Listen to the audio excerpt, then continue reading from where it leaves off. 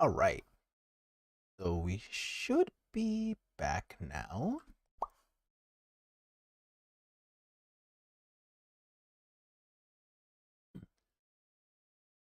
Okay, we should be back. So welcome back. Hopefully any issues that were generated by being low latency are now solved.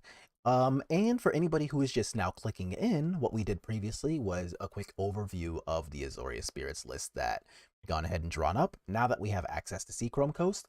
And we have played one match of our 5-match league so far. Unfortunately, we did lose to Mono Green Devotion, which is typically a pretty good matchup, but you know, stuff happens.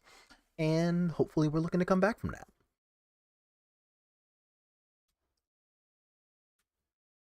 Delay test, say Thoughtseize. Oh, or yeah.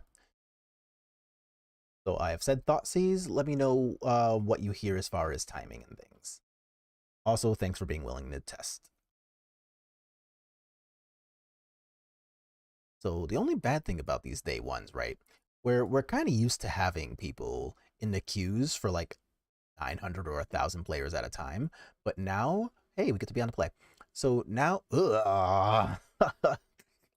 nope. Much better. Much better.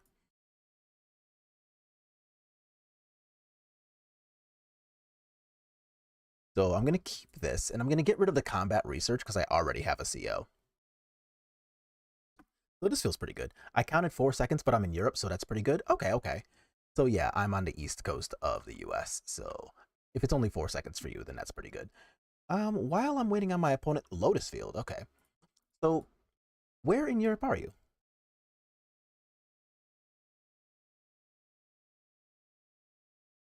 So we've got another matchup here that's typically pretty good, but honestly, I kind of like Lotus Field. Like it is one of the decks that I wanted to play later and realistically still might. So we're gonna go ahead and put the CO here. And do I even care if they decide to Sylvan Scrying with this next turn? Honestly, not really. I'm just gonna draw 2 cards. Because like they already don't play removal into main, so like I'm not super scared of anything specifically on turn 2. And I'm pretty happy to have guaranteed this 3rd land drop. So, oh, and they played the Otawara just as a land too. So that's something that I only have to play around 1 more of those for next turn. But yeah, so here I'm pretty happy with this development. Like they got the Thespian stage, so they already have the Lotus Field part, which is honestly completely fine here. So we're going to go ahead, draw 2 more cards, hold up either Spectral Sailor plus Geistlight Snare or Spell Queller. Never mind the Spell Queller. I'm just going to play Mausoleum Wander. So now I get to hold up Geistlight Snare plus Spectral Sailor, and then untap and choose between Spell Queller and Supreme Phantom, depending on what I do this turn. A Hope Tender. Absolutely the fuck not. So this is one of the few cards that actually can accelerate them from like 3 to 10 super quickly. That card legitimately scares the shit out of me. So the very south of Germany. Got it. Okay, cool. So let's play our Spectral here, continue to get our clock going. And what did we draw for turn? Alpha Spirit. Don't really care about that in this matchup. At least not game 1 anyway. So they take 5, go to 9. I get to draw a couple more.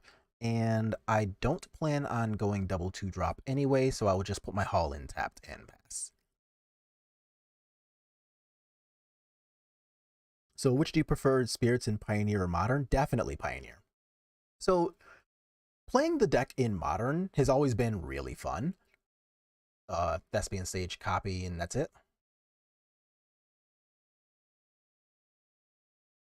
Okay, cool. So yeah, they're just gonna die here. But no, like the deck is pretty fun in Modern, and unfortunately the environment for it in Modern is really hostile, but I still find it really fun to play. In Pioneer, I find it just as fun to play, except the deck's actually good here. So you just get a lot more of a positive experience like that, right? Although I can't really say too much because it's definitely still a pet deck. I'm still playing it in Modern. I just acknowledge that it's not actually good there, so it's a lot less fun. But there's a lot of modern decks that I kind of want to play this month too, because if anybody here is subscribed to manatraders.com, the Mana Traders tournament for this month happens to be modern. So if you're already kind of inclined to join that environment, then this is probably a pretty decent time there. So I have a couple of options. I can play like a Cemetery Illuminator just as like some accidental play around things like Lier.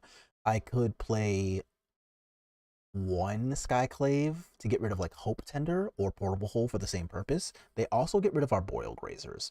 I think I'm going to do that rather than one Shacklegeist.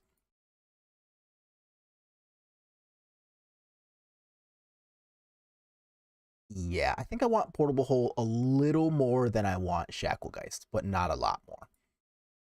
But other than that, I'm just going to submit. And I'm not going to bother with Aether Gust, even knowing that they could have Zakama. I'm just... If they have Zakama, fuck it, they have it. I've noticed a lot of Pioneers decks probably aren't using Coco, probably because no fetches. Yeah, like, the other version of Spirits, Bant Spirits, definitely plays 4 copies of Collected Company. But the problem with Coco isn't necessarily the fact that, like, there's no fetches. That's not, like, the primary reason why Coco doesn't really see play. In this format, this is... Damn it, this is not great. Yeah, I'm gonna get rid of this. Fly. This is a lot better. So here I want to skip out on a Mutavault, I think. Like, it's fine, but I'd rather have all of my actual cards here. Yeah. But no, like, specifically Coco in Modern, in Pioneer, it simply just doesn't do a lot for a lot of decks. Like, there aren't really a lot of decks. Oh, nice, nice, nice. That's great. That was a great draw. There's just, like, not really a lot of decks that actively want to use Collected Company. Like, Bant Spirits definitely wants to use it. Okay, that's one of those things that we kind of expected. This is going to be a really, really good couple of turns for my opponent. Let's see what we can get here.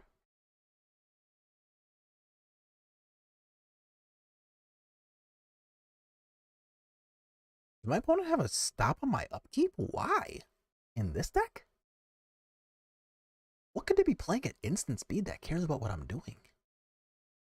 I guess Otuar / Boseiju?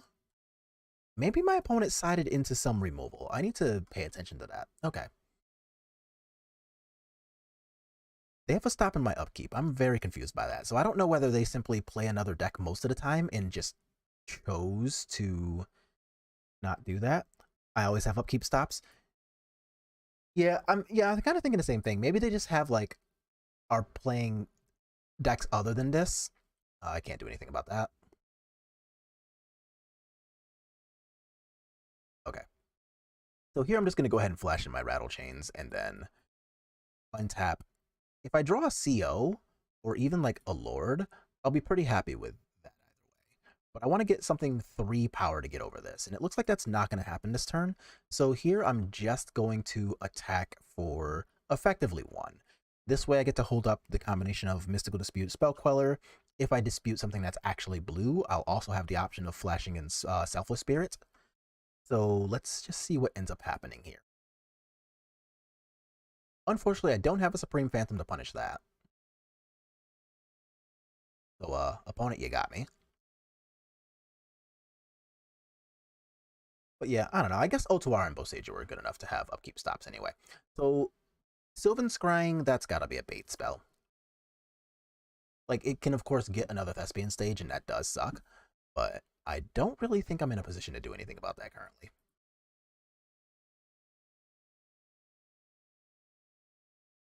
Another Sylvan Scrying with 3 mana. So, of course, they can use a 2 mana and Thespian stage to back that up here. I think I will Spell Queller this. I don't really know that I'm going to get too much use out of Spell Queller, and if this other 2 mana happens to be a Hidden Strings, I'll be really glad that my Mausoleum Wanderer's a 2/2 now.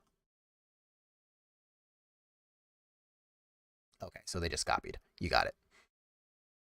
So now let's draw. more counter magic, a Supreme Phantom. That wasn't exactly on the list. All right.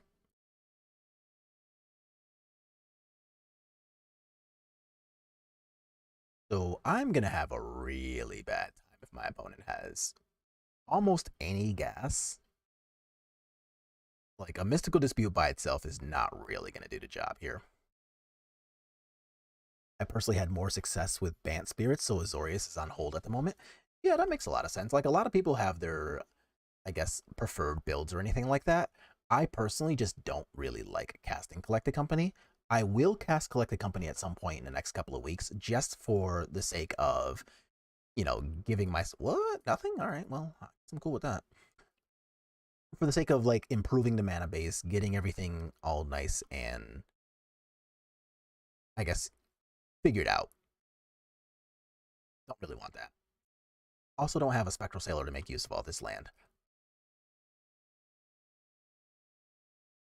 Let's go ahead and get our attack in. They block 2, take 5, go to 11.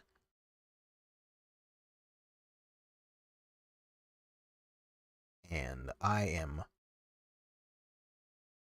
not necessarily looking at the best time here.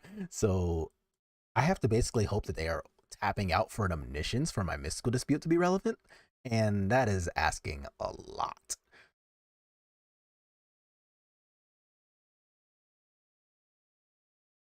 Okay, Supreme Phantom. Okay. Now my draw does something. So let's go ahead and Rattle Chains.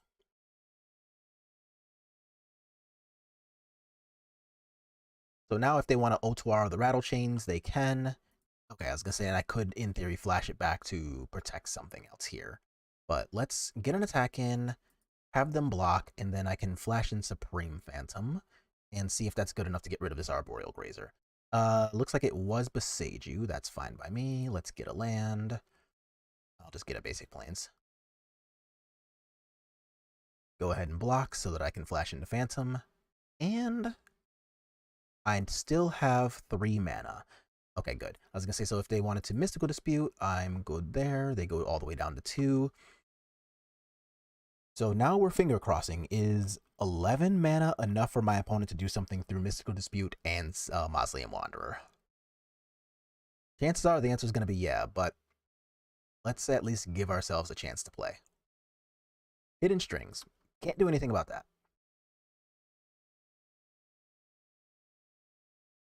So now I am even less likely to do something about what we got going on here. Pour over the pages with 5 mana floating and 10 total. All right, draw your 3. So basically what's happening here is I'm hoping my opponent bricks really hard. Is where we're at in life. Because with as much mana as they have, I am doing nothing about this right now.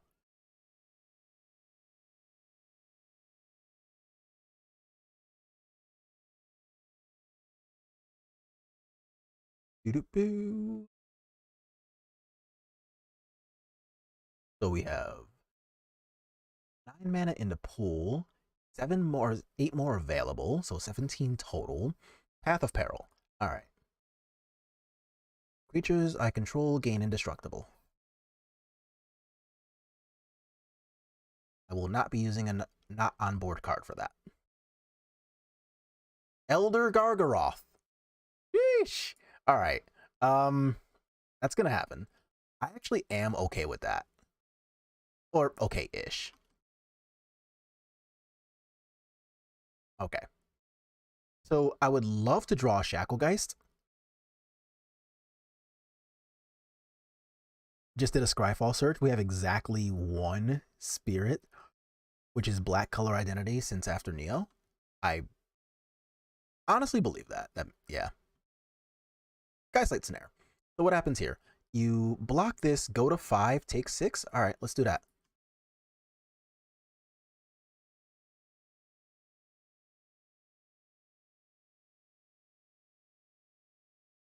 Woo. Go to 5, take 6. The sideboard plan is stinky. So here, I'll actually show you what I kind of like drew up a little bit. But Lotus. Because I don't think this is like probably any good, but I thought it was interesting.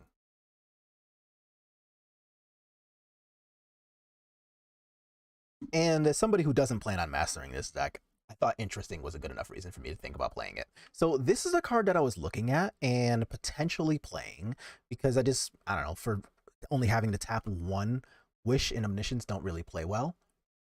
Oh yeah, no, that is a nombo. I do know that. Um, but yeah, I don't know. I just wanted to like play this, and if, of course, you have the 9 cards in your sideboard or in your graveyard, then it only taps for like one tap of the Lotus Field, and this can potentially buy back things like Hidden Strings or Pour or even Ultimatums. So that was like the theory there. And the sideboard, like there is the Elder Gargs, but honestly, this was just like a copy pasted sideboard. Like I have played exactly 0 reps with this really archetype. So I don't know whether I'm supposed to like play that card anymore, or whether it's just straight up terrible, whatever the deal is. It obviously didn't do anything just now in the matchup where it was supposed to, so I'm leaning towards it's probably pretty bad. But that at least was like the theory craft there. And then good luck with the rest of your games. Got to get going. All right, cool. Well, thanks for stopping in. Enjoy your day. I will see you, I don't know, either here on your channel or on Twitter. If you want to play a regrowth creature, I think the colorless blue creature is better. Colorless blue creature? Yeah, I don't know that I know what you're talking about there. I mean, I do know that you yeah, I do know that you don't know card games. Sorry. So like what is the card's text? Like, I don't know, I probably know the card's name and like not what it is from that description. So we get to play first here, which is exciting. It's cheaper if you don't pay full costs.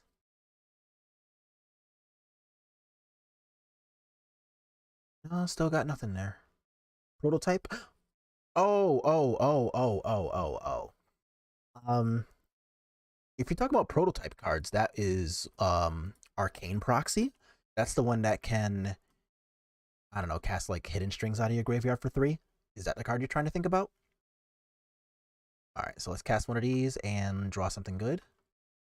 Although against Stomping Ground, oh, that's actually pretty decent. So I'm gonna play the Mutavault first because I do want to give myself a chance to draw another land and use this as a spell, not a land. But is this just like red-green cards with a medium draw? I think so, and I'm not gonna walk into Bonecrusher Giant, so let's just untap. You know what? That's actually not even bad.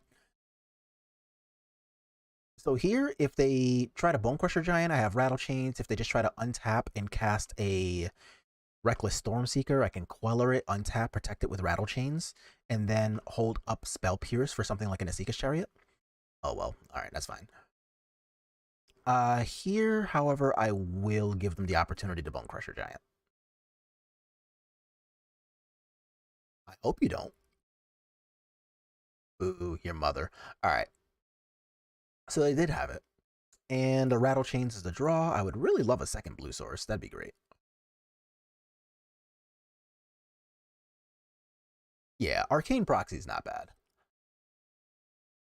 Have you tried Seachrome Coast yet? That's actually, hey, speaking of devil.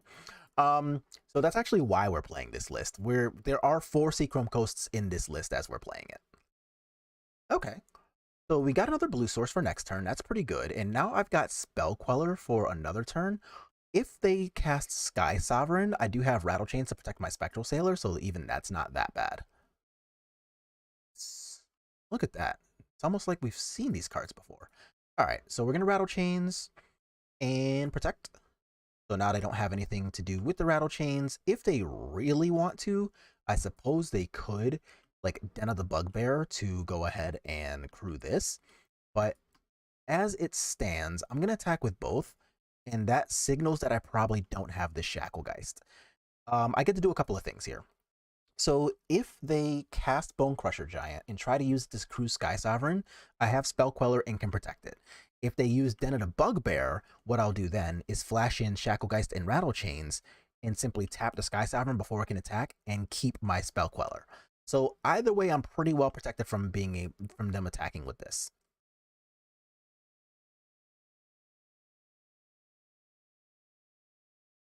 So I don't know, opponent, get ready to either die or die, hopefully. And obviously I'm okay with whichever way you choose to die. Okay, and it looks like they are going to den of the Bugbear. So we're going to go ahead and let them do this pre-combat. Okay, so now that they've done that, I'm going to, as promised, flash in my Shacklegeist, flash in my Rattle Chains, protect friend Shacklegeist, let the crew resolve, and then tap you down, give you the finger, untap, still hold up my Spell Queller, and I can attack with Mutavault now. Sick. Another Shacklegeist. Not bad. So I am going to just attack for 6, because either way, they're going from 13 to 7 here. And I have face up Mutavault plus Spectral Sailor to tap down their Sky Sovereign. So unless they just like don't see the Mutavault, they already know that they have to go with another plan. But if they try to go with another plan, I've already got Spell Queller, so let's go. Stomping Ground does nothing, that's fine. What are we doing? Seeker's Chariot. That is both a really good threat, and it can crew the thing by itself. Let's not. Alright. So that was cool. So now we don't want a lot of things there. And yeah, check them out. Seachrome Coast. So cards that I don't necessarily want against them, I will, even though they're good against the vehicles themselves, on the draw I'm a lot more concerned with just like Reckless Stormseeker and Friends. Don't really want the combat research. And what else is kind of mid? Selfless Spirit's okay. And Spell Quellers are kind of bad. Yeah, let's do this. So I still have 22 creatures, which is acceptable. And let's see how this shakes up from here. So I've got Spectral Sailor, CO, Geistlight Snare, and Lance to protect with an Aether Gust. I don't really think I can ask for too much more, right? So are you a Llanowar Elf or an Elfish Mystic? You're an Elfish Mystic, that's fine. Let's... oh, well, alright.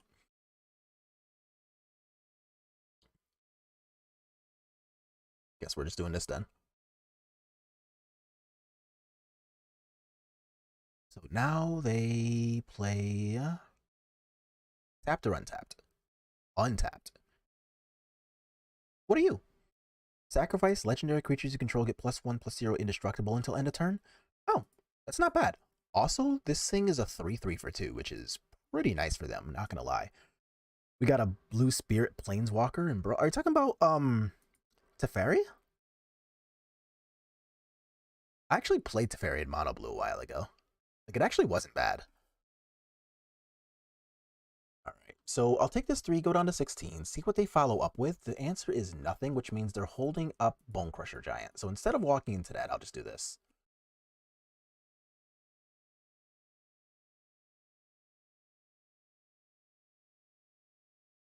Alright. Sweet. So, aside from the fact that I've got 3 of Darker Wastes and no Seachrome Coasts, boo, I'm pretty well in the driver's seat now. So if they want to, yeah, that's fine. You do not care.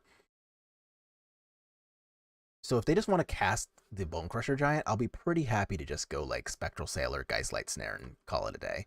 Oh, this might even be better.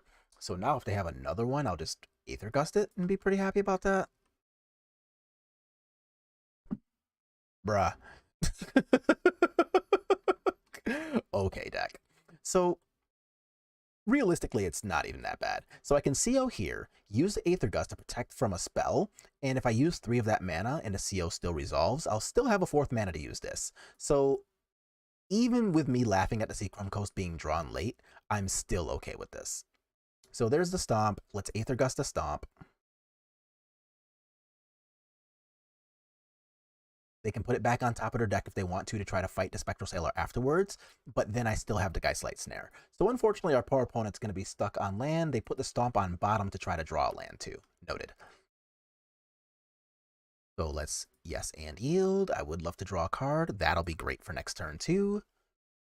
And let's see what my opponent does if they do or don't draw a land, whichever. Obliterating Bolt can go fuck itself. And now we get to hopefully start drawing 2 cards a turn instead of just 1. Oh, good. I was thinking they were just going to be like, okay, I got like Land Rending Valley or something. That would have sucked. But here I'm going to get to go ahead and draw 2. Hopefully there's some action so that we can continue to play this game. I will play the Shacklegeist, Seachrome Coast, and pass. So we have the classic problem of land flooded versus land screw. Hopefully the usual result does not come of this. Llanowar Elf, you got it. And Elvish Mystic, you got it. So I'm still hoping for like not Rending Valley here. Okay. I'm going to attack with just the Spectral Sailor. So reason for that is that they could, since I don't have a Lord right now, they could just untap with what they currently have and cast a Sky Sovereign. But I have Rattle Chains. Cool.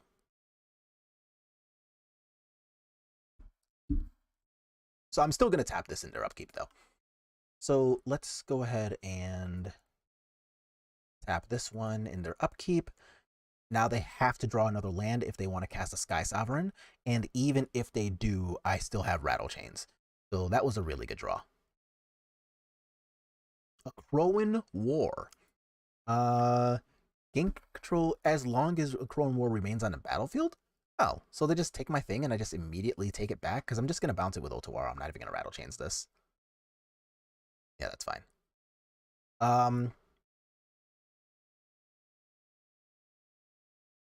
Oh, you know what I just realized? I actually... Oh, no, it's back on my side. It's back on my side. So the reason I'm doing that now and not waiting until the end step, even though I know they can just, like, play a land and do something about it, is because of the Curious Obsession clause. If this is in their side of the table when the end step comes around, the COs get sacrificed, and I don't want that to happen. So let's untap and 3, 4, 5, 6, 7, 8. All right, cool. Mausoleum Wanderer triggers twice. And we have 1 dead opponent. Doesn't matter. All right, sick. So now we're 2-1. Sad times against mono green, but 2-0s otherwise.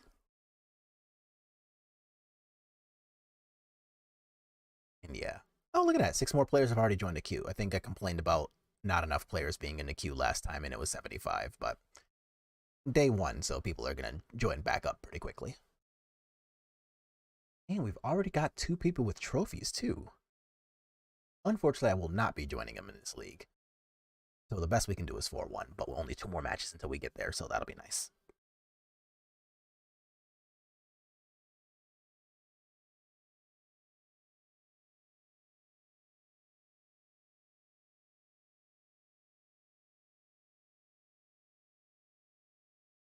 All right.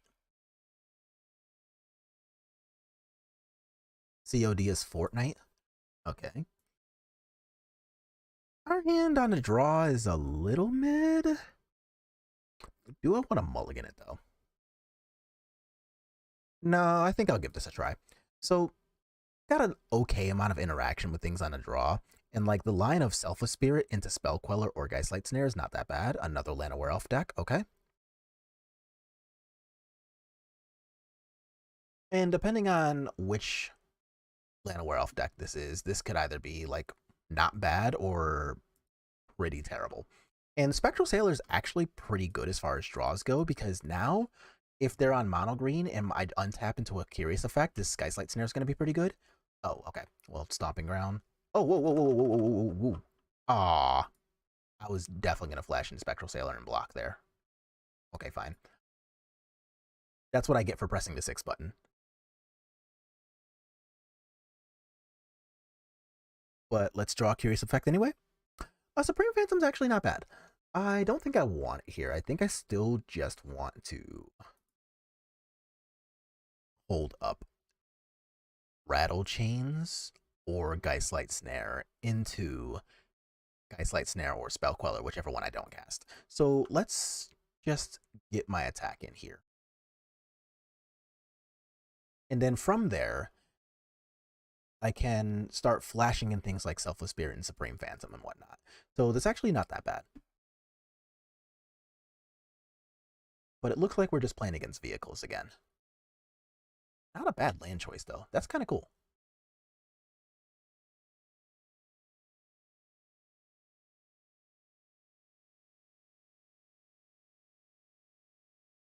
Okay, opponent, what's going on over there? There we go. I was going to say they're taking their sweet time. So now what do they come up with? I'll be really happy to like Geistlight Snare and Seeker's Chariot or something, but I'd want them to Obliterating Bolt this so I can like just use my Rattle Chains profitably. I'm pretty sure there's no chance they actually do that here though. Okay, so I will, as promised, get rid of that. And now we can untap and hold up the combination of like Spell Queller for anything that's not Battle Boat or Rattle Chains for the Battle Boat. Did I not click the button? Okay. So a Spectral Sailor is actually not a terrible draw here. So this way, if they do try to Battle Boat, because I can't do anything else about it, right? What I can do here is like Rattle Chains, protect my friend, and then just like produce another friend. So that's pretty good. And if here they just want to like, I don't know, redrop an attack or something like that, then I guess I'll be all right with Spectral Sailor block, and then like I can just like play a naked Rattle Chains too. But they do have land, so is this just Battle Boat? Another Chariot. So since they left up green and not red, I don't even have to worry about anything happening to this now. If they left up a red, then I would have to worry about the possibility of them being a list that plays like Strangle, but they decided to leave Llanowar Elves open instead of like a Stomping Ground.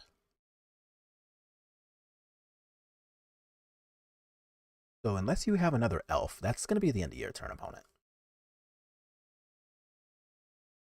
And I would also love another land here.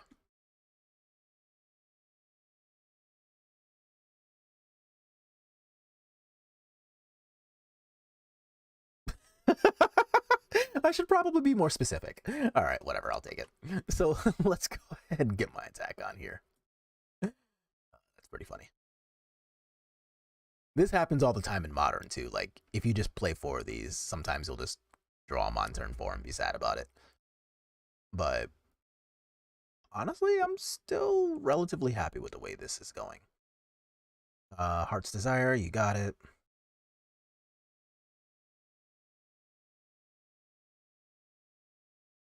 Lovestruck Beast, noted, understood, allowed. I will be doing nothing about that. So here, they're at 15. They're not going to attack into another Spectral Sailor, but I am still going to produce it. But now I can play either Selfless Spirit or... Oh, well, alright. Never mind. New plan.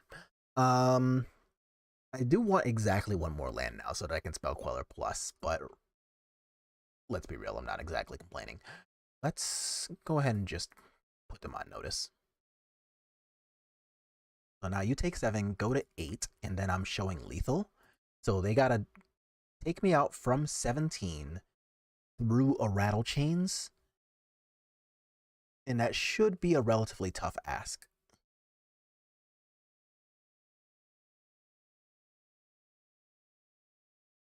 Okay, we've got a Crack Ground Pathway. Seachromes are cursed. You know, it is what it is. Like, Oh, sweet. So that's not going to do anything.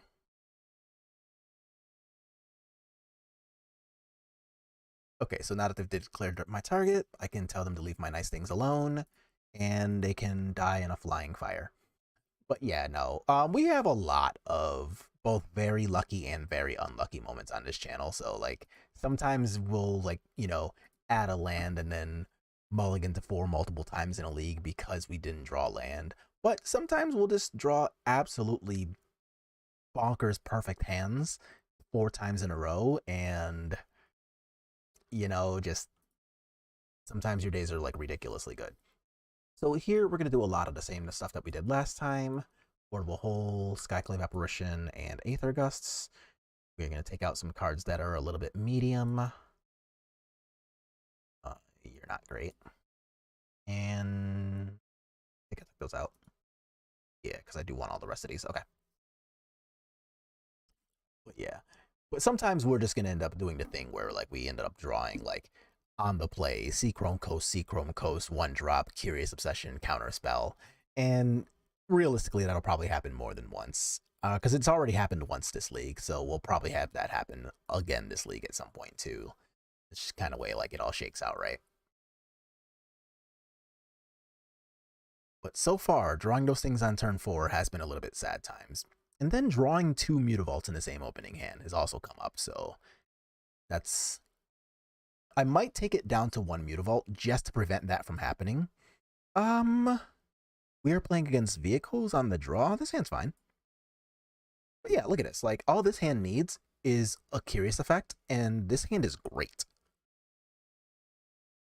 Carplusion Forest being the draw too is actually pretty nice for us. So the incidental damage that'll come from that might end up coming up and being really nice.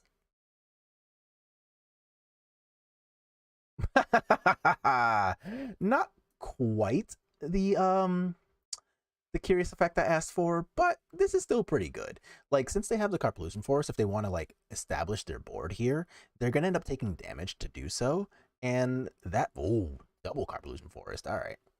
That makes me happy. Heart's Desire, you got it. Draw another pathway. Don't really want the pathway, but not going to complain too much. So what do I want to do here? If they play land, Lovestruck Beast, do I even care about that? I actually think the answer might be not really. So I'm going to play this. Because I have the Spectral Sailor, I am pretty well insulated against even land into Bonecrusher Giant. I'm not insulated at all against Rending Valley, but whatever. I'm just not holding a Rattle Chain, so that's kind of is what it is. And if they just go like land 5/5, I think I'm actually okay with that, especially if we manage to draw a Curious Effect here. That's what I really want. I just want like a Curious Obsession to go on to Spectral Sailor and then be able to protect it with Mausoleum Wanderer. That's like the dream. Oh, what's this? Yeah, not happening. So that's cool with me. And if they attack, I will block. All right, so I understand that this leaves me without a creature. Actually, yes, I am okay with that. Because I've got 2 counterspells, I've got 2 more lands, they're stuck on lands, and currently their only real plan is this 5/5, but denying them the 5/5 currently seems not that bad. So I get to deny their next 2 plays, especially if they actually are stuck on a land, because they didn't play one last turn. Okay, so there's the land. And the Lovestruck Beast, I think I just let that resolve. Yeah. I'm just going to let that resolve because it doesn't actually do anything. So now let's get an untap. Skyclave. That's not bad. Do I want to use the Skyclave? I think the answer is actually no. So I could have Skyclaved the Lovestruck Beast and then established a board like that, but that's both really easy to kill, and I'm not necessarily concerned with the Lovestruck Beast here. So I think I actually will Geistlight Snare that.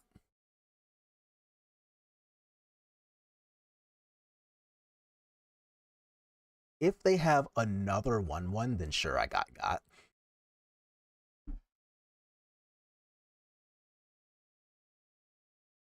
But if they don't, then they effectively just skip the turn. Like this, I'm fairly happy with this. So now I'm going to use my Aether Gust here, and if I don't have to, then I can develop my Skyclave holding up Aether Gust. But let's see what they actually do / play. Let's see. That's actually fine. Are you a Stormseeker? No, what are you? I legitimately have no idea what my opponent's trying to cast here. Oh, are you a Chariot? You are a Chariot. That I will Aether Gust and hope to draw a real counter next turn.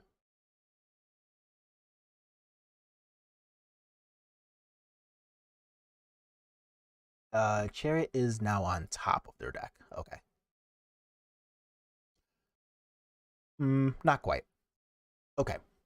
So I can let Chariot resolve, untap, Skyclave the Chariot, hope to draw a flyer for the CO. Not the best plan, but I'm currently not doing much else, so you got it. And then I gotta worry about the 2/2 still. But I would really just like a flyer would be great. Okay. So your cat car has been established. And let's draw, I don't know, rattle chains? No, not that. What did I do? Oh, there we go. I thought I tapped for double white. So I guess the island isn't that bad because at least the island can produce Hall of Storm Giants next turn. So there's at least some kind of like real thing to be doing with my turns here. And I suppose this is where we're going to find out if the Hall of Storm Giants is like, you know, worth the time. Or whether I'm just going to get bodied because we drew a lot of lands in. I won't say like squandered the Spectral Sailor because this didn't get to attack for like 5 turns in a row, but it's definitely not like great. Okay, so a Stormseeker is pretty good. It can give itself haste. They can attack for 7. I go down to 13. I think I'm mostly okay with that. Or more to the point, I don't really have a say in the matter, and I'm not going to block a cat token with this. I don't want to give them a 4/4 rather than a 2/2. So let's go ahead and draw a Supreme Phantom. That's not bad. So the Supreme Phantom is live now. And now my Skyclave can block a cat token, which is pretty decent. If they draw a 1/1 at any point, then I'm still really sad about this. But at least for now... Oh. What? They just... Alright, I'm dead. I'm ultra dead. If they played Boseiju as a land to have this instead of Bosejuing this to attack with this, then there's no way I'm getting out of that. So let's go ahead and be on the play for game 3. And do I want to change anything being on the play? I think on the play, I'm less concerned with catching up here, and I would instead rather give myself these. Because it's more likely that I'm going to want to be aggressive on the play with like a CO line. Seriously? Boo.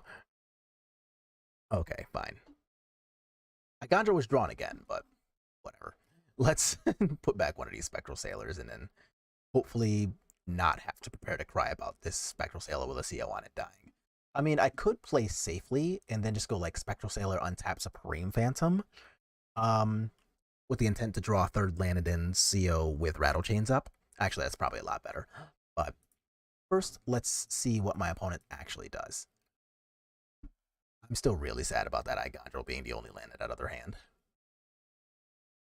So let's yield until the end step, see what they want to do with their turn 1.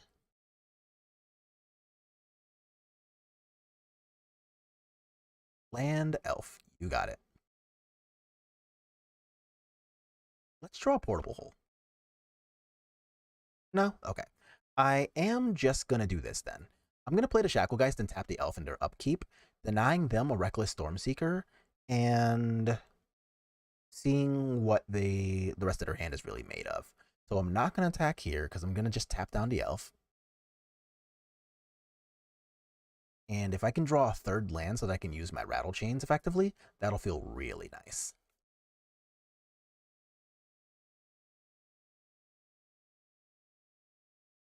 All right, so let's see what my opponent can come up with here. Did I not press the button? I did not press the button. Okay, so they do have a red land. What are you going to do with it? Is it a stomp? And if so, where's it going? Shacklegeist. Okay.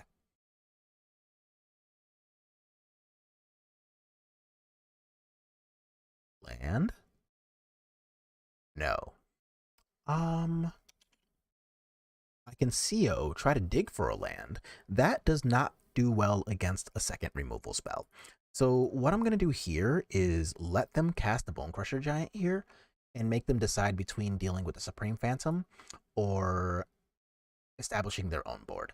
If they have something like a cat car, then I'm not going to feel bad because I already can't do anything about it. So that's kind of whatever if that is what they have. Another elf, so it's probably just a Bone Crusher then. It is. That's fine. So now let's draw another land, please. I just want to protect my creature that I put CO. Deck. So now what? I can play Supreme Phantom, attack with both creatures here, take them down to 11, and know that my creatures are currently safe from Sky Sovereign other than this. I can attack with just Spectral Sailor. It doesn't do much for me. I'm just going to attack with both of these.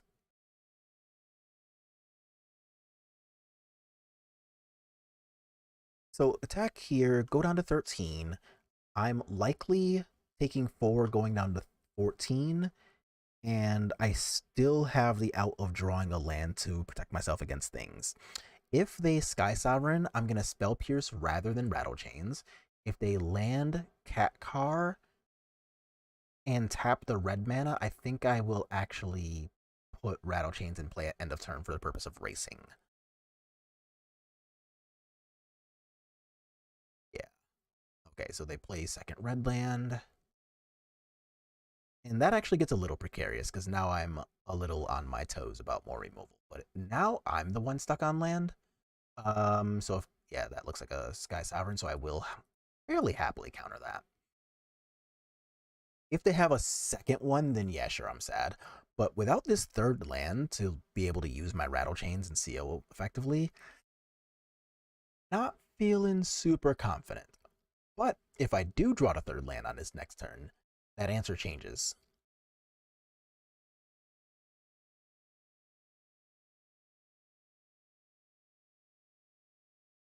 All right, so there's nothing I'm doing about this Bone Crusher, so I'll just take this, go down to 14.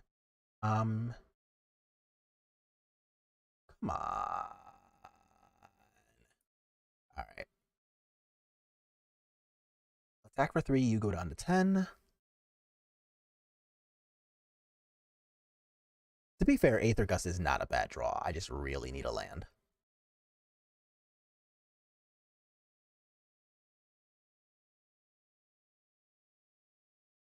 So let's see. They could have another Sky Sovereign. That gives me room to use my Rattle Chains, I guess. Heart's Desire into Bone Crusher Giant. Don't think I care about that currently.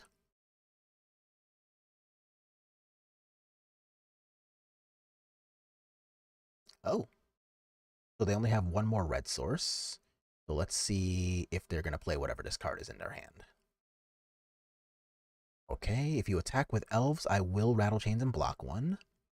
I could also block that. Nah, I'm not doing that. But I will put Rattle Chains in as an attacker. Them being at 10, this does reduce them down to a 2-turn clock. If this is another removal, then I don't know if it's like another Bone Crusher Giant, for example. Ooh, it's not. Another Rattle Chains. I can just attack him down to 5. That's a plan. Yeah, attack for 5. Or actually, I could attack for 4. Yeah, actually, I think that feels a little better.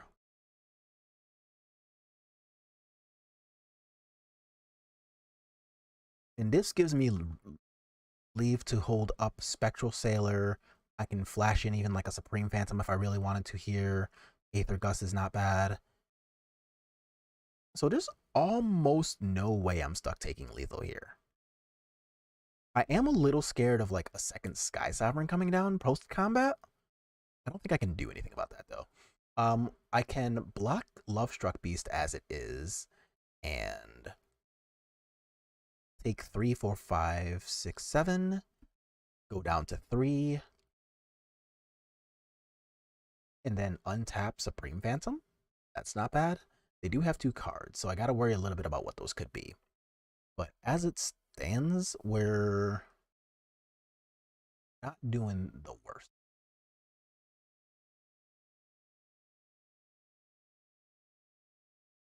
So I'm just going to block here, go down to 3. Sky Sovereign does not hit players. And make this their problem. So if they have 2 removal spells, sick. I was going to say, if they had 2 removal spells, then yeah, sure, opponent, you got me. But it wasn't 2 removal spells, so hooray. And we get to be on the play for the last round. So what do we got going on here?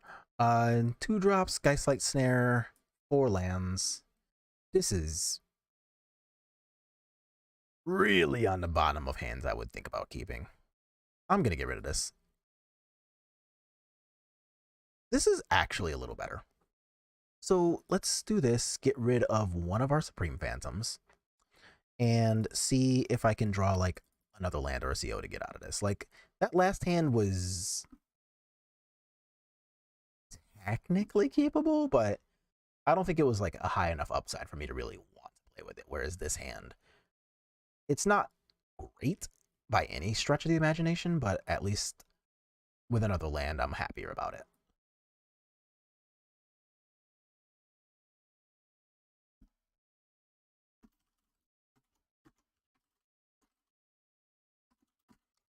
All right. So opponents being all friendly, they are familiar with the channel, so they might come back and watch this match later on and look at the hand that we've kept, which is a little embarrassing. Oh, hey, nice. All right. Well, there's the second land I asked for. So now I'm gonna go ahead and play this, do the attack, and if they block, I have Rattle Chains, and it looks like that's not gonna happen here. So if they CO, I also have Rattle Chains, which is nice. A thing that gets around this, though, is if they have exactly CO plus Spectral Sailor, then I can lose to that.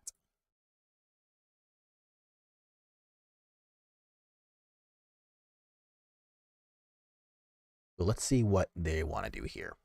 So Mausoleum Wanderer's just going to go ahead and attack for 1. Yeah,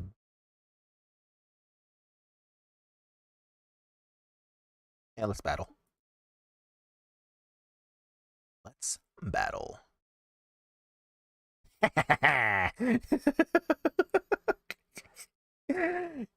Yeah, give their creature hexproof.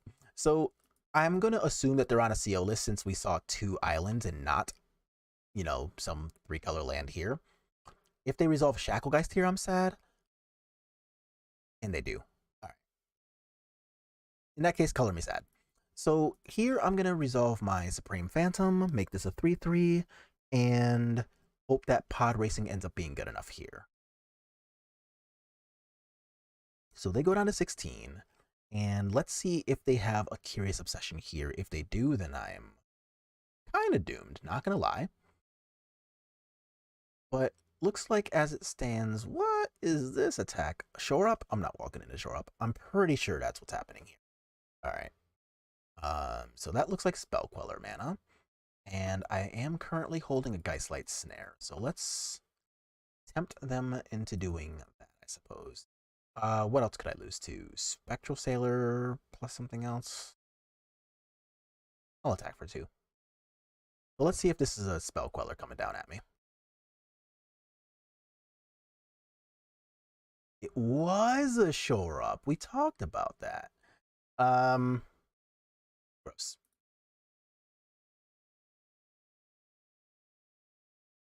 Well, now that's going to feel terrible. And there's a Lofty Denial.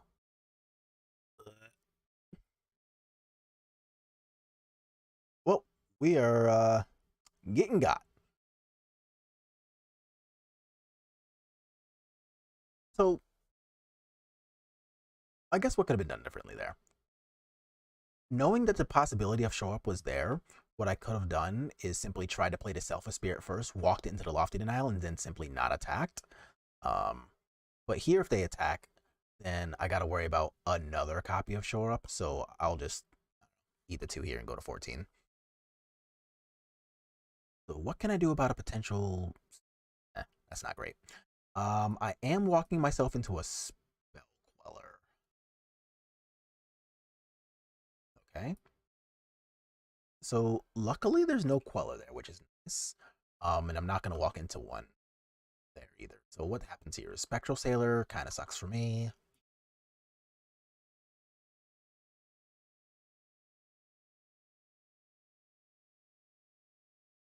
Supreme Phantom. God, how do I get out of this? I don't know that I do, y'all.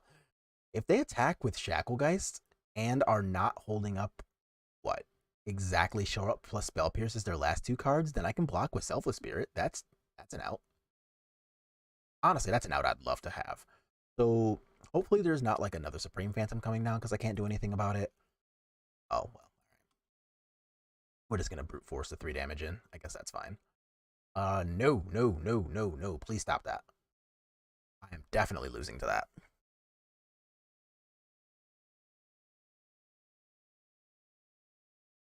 Alright, so I take 3, go to 10. And now what can I draw? Oh, that's a thing I can draw. That's a good thing I can draw. Let's draw that. Rather, let's play that. Alright. Pow. Let's get a hit in.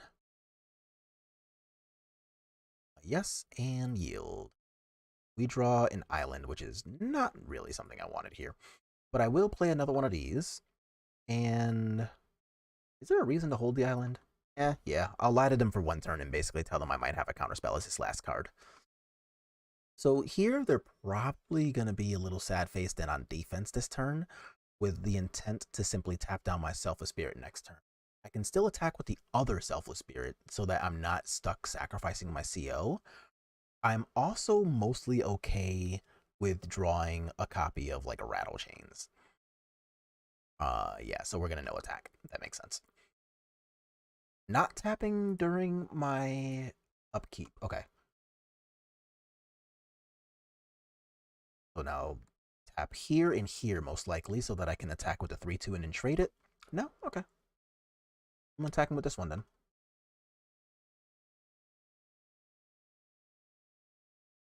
Boo! Hiss! Okay. Yeah, you got it. That sucks.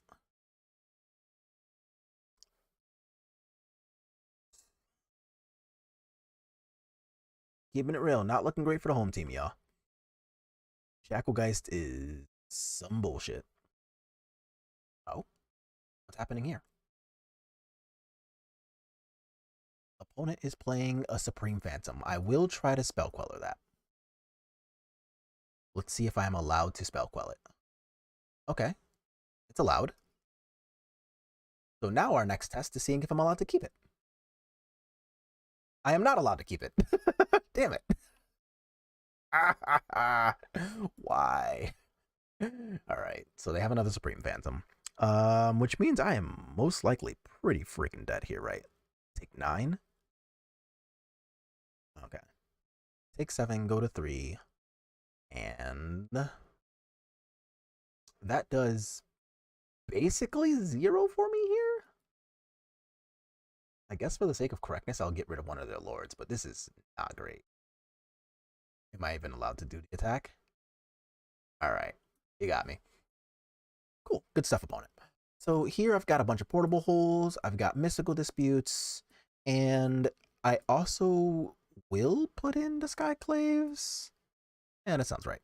So let's Spell Pierce out, Selfless Spirit out, and CO's not great here.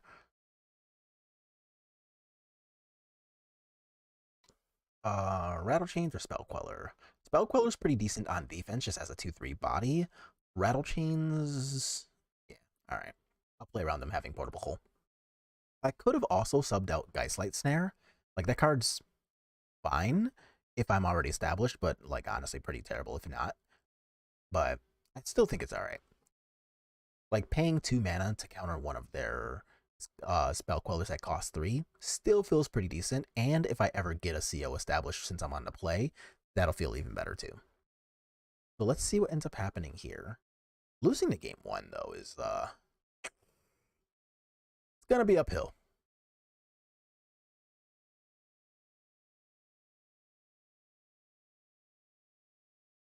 Another thing I could do here is I could take out the Geistlight Snares completely, right? And put in like the Cemetery Illuminators plus 2 of the Spell Quellers. You know what? I actually think I like that. Let's see if I can do that in time before my opponent submits their deck. Alright, sweet.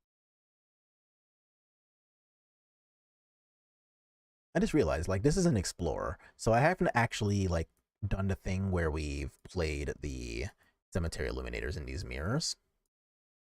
So let's see how that shakes out.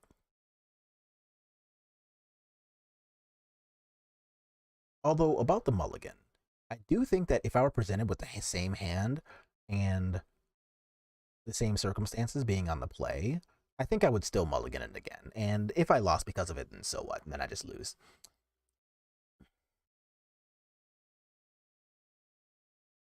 All right, so let's play first here. And this hand kind of desperately needs a creature, but the first creature I see is going to be awesome. So I am going to keep this, knowing that I can fight over their Shacklegeist pretty well, because that is the most important card here. And let's just see what ends up happening here.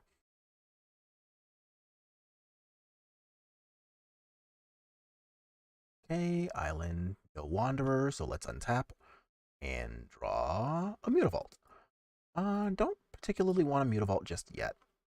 So if it's a Spectral Sailor, okay, I was gonna say if it's a Spectral Sailor, I will Mystical Dispute it, knowing that they could just like Shacklegeist and then okay. So there's a Shacklegeist.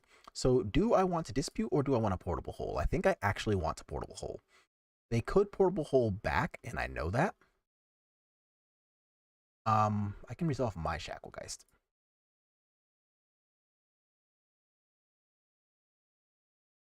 I think I actually will resolve my Shacklegeist here. So if they like petty thefted, I think I'm okay with that exactly once. If they Portable Hole either Shacklegeist or my Portable Hole, I think I'm mostly okay with those two. And then the combination of Double Curious plus Dispute plays a little bit around. Okay, so they get rid of my Shacklegeist. Got it. Oh, come on. Damn it. All right. But at least now I've got Spell Queller plus a Dispute, so I can at least kind of fight over that. And if they just decide to, like, attack, then I'll be pretty glad to at least try to... Okay. So they're going to CO first. All right, let's do our best to lose a Counterspell War. So I'm going to try to Spell Quell the CO here. See if that's allowed. It is allowed. Now let's see if they petty theft and I can get away with... Oh, they just have to. I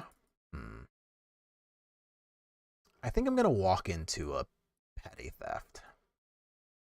It's going to feel really bad if they have a petty theft, but I can't do anything about it, so... Like, I just really don't want to take this. Oh. Oh, we're getting away with one. So, what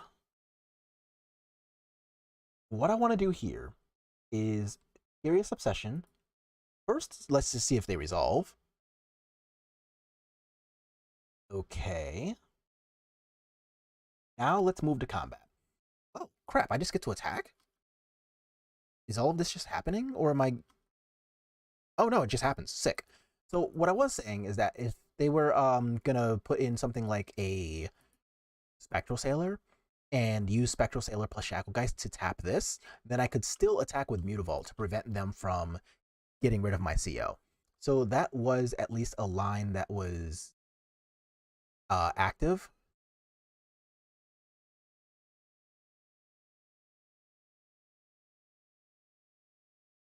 Another Portable Hole to get rid of my CO. That's fine. I have another CO anyway, so you got it. So they have one card in hand, and if it's a 2-drop, then I'll be pretty happy to Mystical Dispute. And let's see what ends up happening. Okay, so I am going to take 2 here, go down to 17, and having another CO plus Dispute is going to feel pretty decent. Spectral Sailor's actually not that bad, I think. Yeah, I'm good just attacking for here, I think. So, not knowing what I'd, oh, what's this? Oh, it's a Ganjo again. Okay. Yeah, I couldn't do anything about that anyway. So now they get to cast a CO, but it's a cast, so I still get to Mystical Dispute it.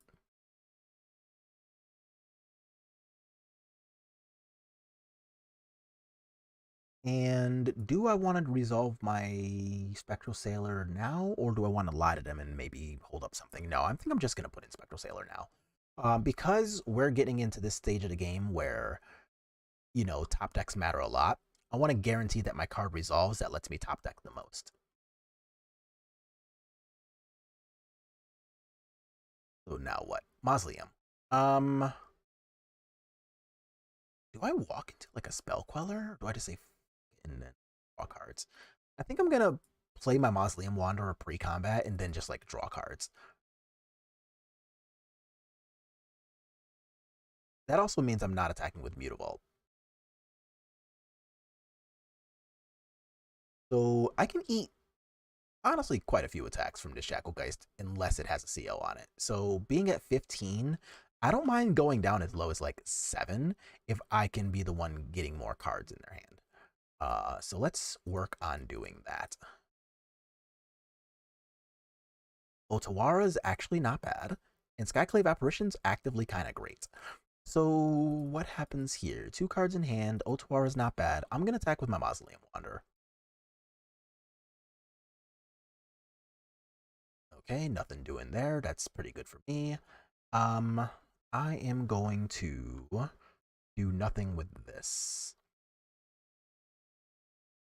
They have their own Spectral Sailor, so I'll be glad to let them tap out. Once they tap out, what I can do is Otawara, the portable hole that has my portable hole on lockdown. No, that doesn't do anything. Never mind. You're just going to get to draw a card.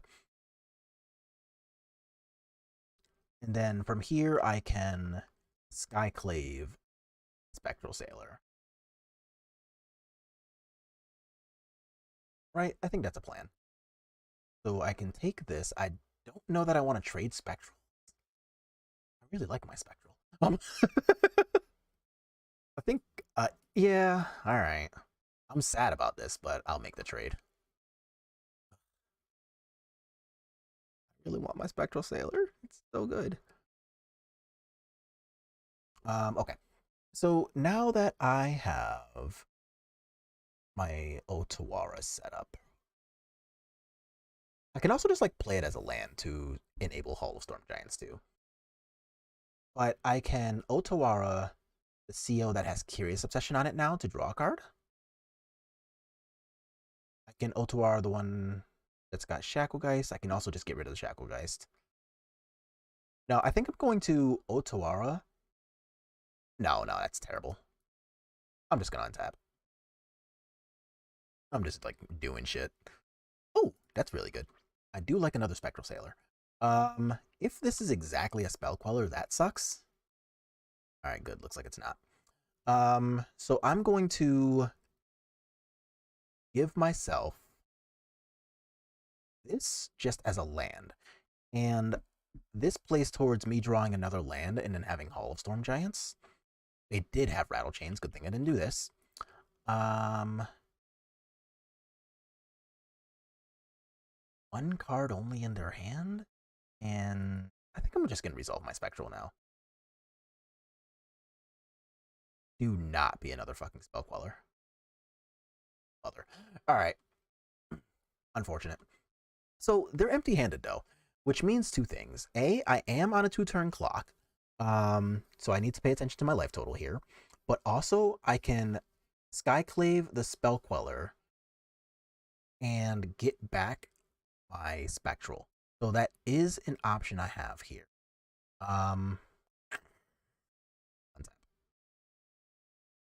Mausoleum's not great.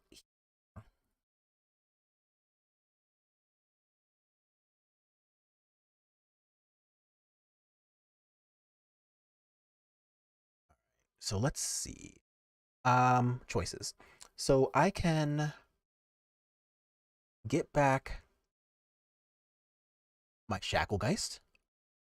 I can get rid of Spell Queller and no, I'm just gonna get rid of Spell Queller. I suppose I also could have gotten rid of their Shacklegeist, but I think Spell Queller is something I want to get rid of a little more. Let's see if I'm allowed to do that. Okay, cool, I am. So I want to cast my friend here. And now my Mausoleum Wanderer is a 3/3.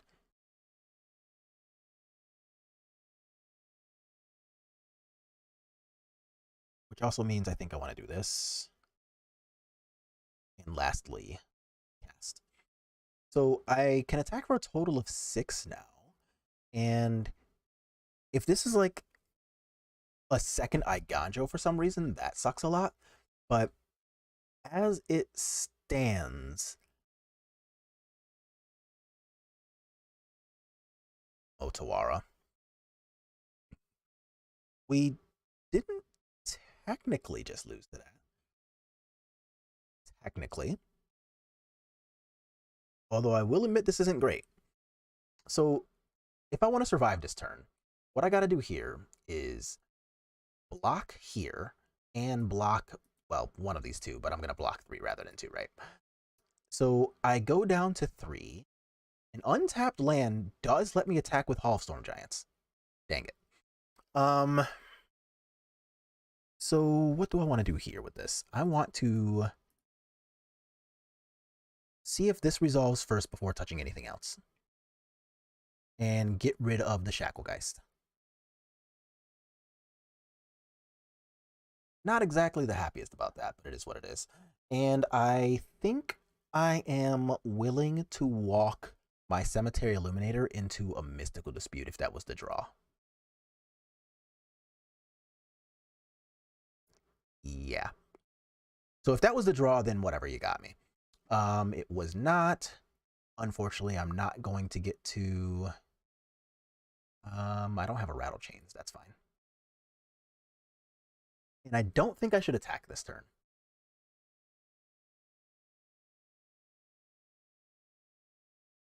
Right, what happens here? I attack, they go down to 3. They attack, I block with Skyclave and can attack... Oh, duh, I have a Supreme Phantom on top. But that doesn't play around Flash Threat into exactly a piece of removal. You know what?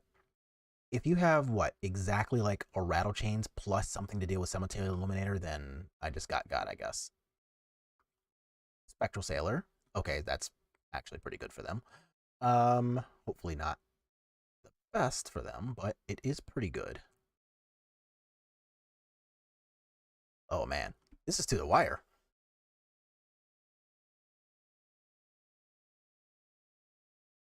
All right, so they can't currently attack with Spectral Sailor into this. I will block with this with my Skyclave, of course. So you can have your 2/2 token.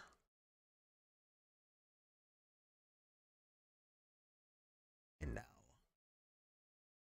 drawing another card. Yep, you got it. Don't be something devastating, please. Oh, wow, that was really good for me. Okay. So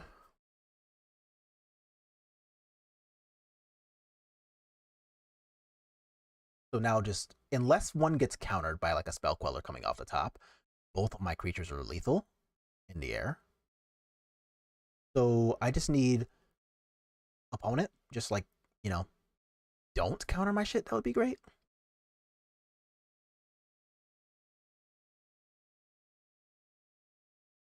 And this still allows me to hold up Mutavault as a blocker too, which is kind of sick. Oh, sick. Actually, no, not sick, not sick, not sick. So I could counter Geistlight with Supreme Phantom. Or, I'm sorry, with Mausoleum Wanderer. Resolve my Supreme Phantom. And make them block the Illuminator with Spectral Sailor. I like that.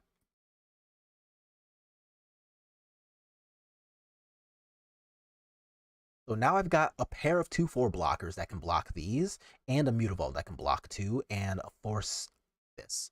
So yeah, let's do that. So I'm going to take out an instant this time so that I can cast one out of a library maybe next turn. Okay, beep beep, get thrown under the bus. And pass. So now I've got 3 blockers, all of which can profitably block these things, which is nice.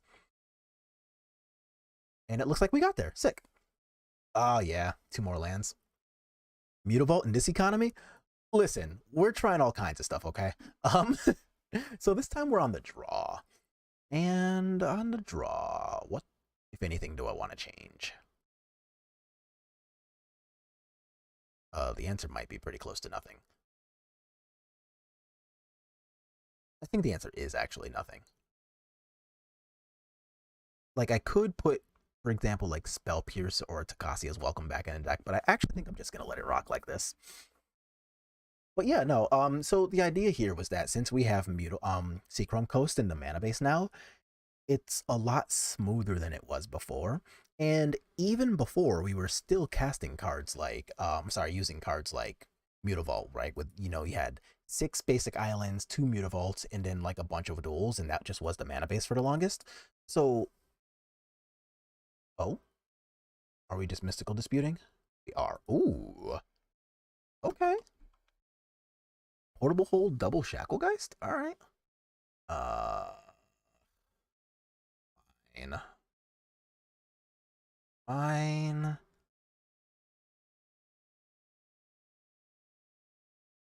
So if they have exactly CO plus a Portable Hold, then yeah, I'm sad. But as it stands, actually, you know what? We can just like trade hits, right? Do I want to trade hits? I can Mausoleum Wanderer to protect from a Geistlight Snare and then Portable Hole. Yeah, I'm gonna let them draw 1 card.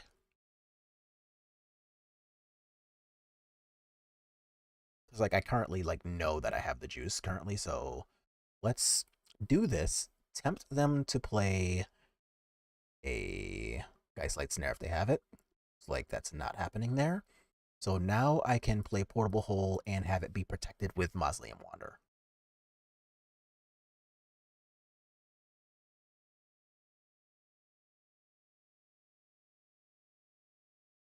All right, get out of here.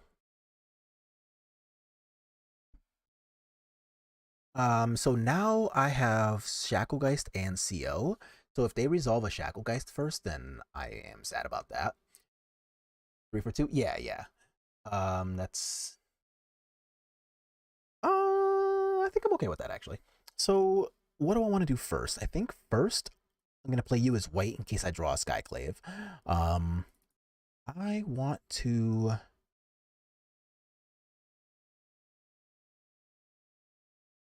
do that first or second. Let's see. What happens here? If I Shacklegeist, Mystical Dispute, I actually am mostly okay with that. Oh, okay. Well, that just went. Wow. That's not something I expected to just happen. Looking at the sideboard, I'm wondering about Witness Protection versus Portable Hole. It hits bigger creatures and adds synergy with Geistlight Snare. Any important non-creatures we need to worry about? Actually, yeah, in this matchup. So we saw that we just fought like a whole Portable Hole versus Portable Hole matchup, where if this is okay. Let's see if my opponent has a Rattle Chains in hand. So yeah, we ended up fighting like Portable Hole versus Portable Hole, and that ended up mattering quite a bit. That actually might have been a pretty okay draw. Let's try. So now if they flash in another blocker, I can flash in my own Rattle Chains, use Shacklegeist to tap down the second blocker, and then make them block with Supreme Phantom if they don't want me to draw. I think that's an acceptable line. Nope, looks like just gonna get to attack first. Let's see if they do flash somebody. No, they don't. I love that for us. Love that for us. And a Supreme Phantom's an okay draw. I would still have rather had like a Mystical Dispute or something that cost 1 there, but I'm okay with this. So yeah, so there's Portable Holes from both the mirror and any I think I've flashed in Rattle Chains here. Don't play around Otawara. Flashing in Rattle Chains, that loses the Spell Queller, but allows me to untap and Supreme Phantom too. Yeah, alright, let's try it. So, 2 cards really could just mean anything happens to this. Yeah, okay, so there's a Spell Queller. You got it. So now I get to, in theory. Oh, wanted you last time, not this time.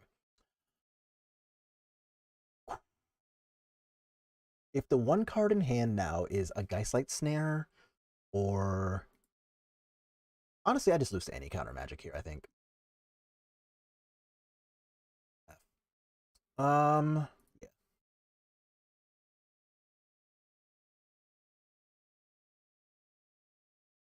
So a second Shacklegeist is actually like still not even good though, because I'm not holding like a +1 effect, so their stuff is just going to be bigger than mine for a bit. And I mean, I have to attack here. Like, trade Shacklegeists is actively okay for me because I have a second Shacklegeist. They do get rid of my CO, but if I don't attack, they get rid of my CO anyway. But even with the additional card in my hand and a life total lead, I don't know that I feel comfortable with this. Yeah, like that was really good for just them. So now I go down to 10, and I'm the one who is currently stuck on the back foot, which, whoa, never mind. I think I lied.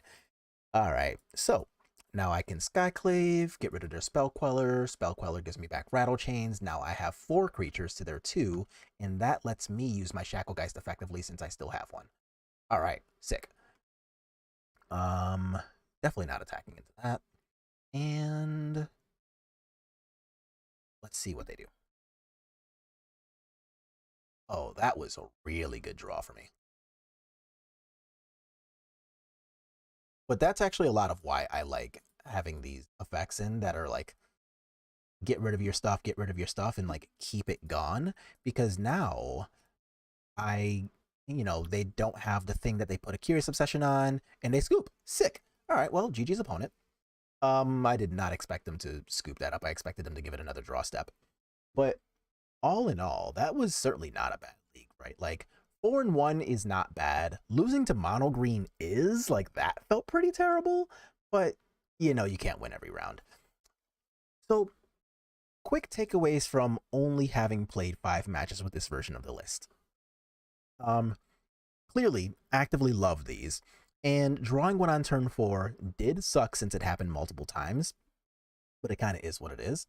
We went up a land to playing 23 right now, and that was mostly because I knew that we had 2 Mutavaults in the list and wanted to give us the chance to draw double Mutavault a little bit less often, but it did come up multiple times already that either we drew double Mutavault, and that happened once, or we drew Eiganjo as the only land in our hand, and that happened once. So the percentages of that happening are really, really low.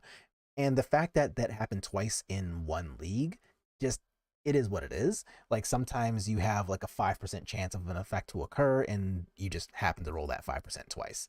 I don't know what the actual math is on it because I'm not Chris Nichols, so I did not do all of the amazing math things that he does. But it still worked out all right. Like, 4-1, certainly not bad. And even being on the draw against decks that are super fast, like red-green with the portable holes and the Skyclave apparitions, that was a pretty sweet thing there. So to get back to your point about witness protection versus portable hole, we had multiple instances where we ended with relatively low life totals, and the biggest example of that kind of matchup is going to be against a deck like red-green, where if they have access to a 1-1 with the witness protection, that still turns on cards like Bluffstruck Beast.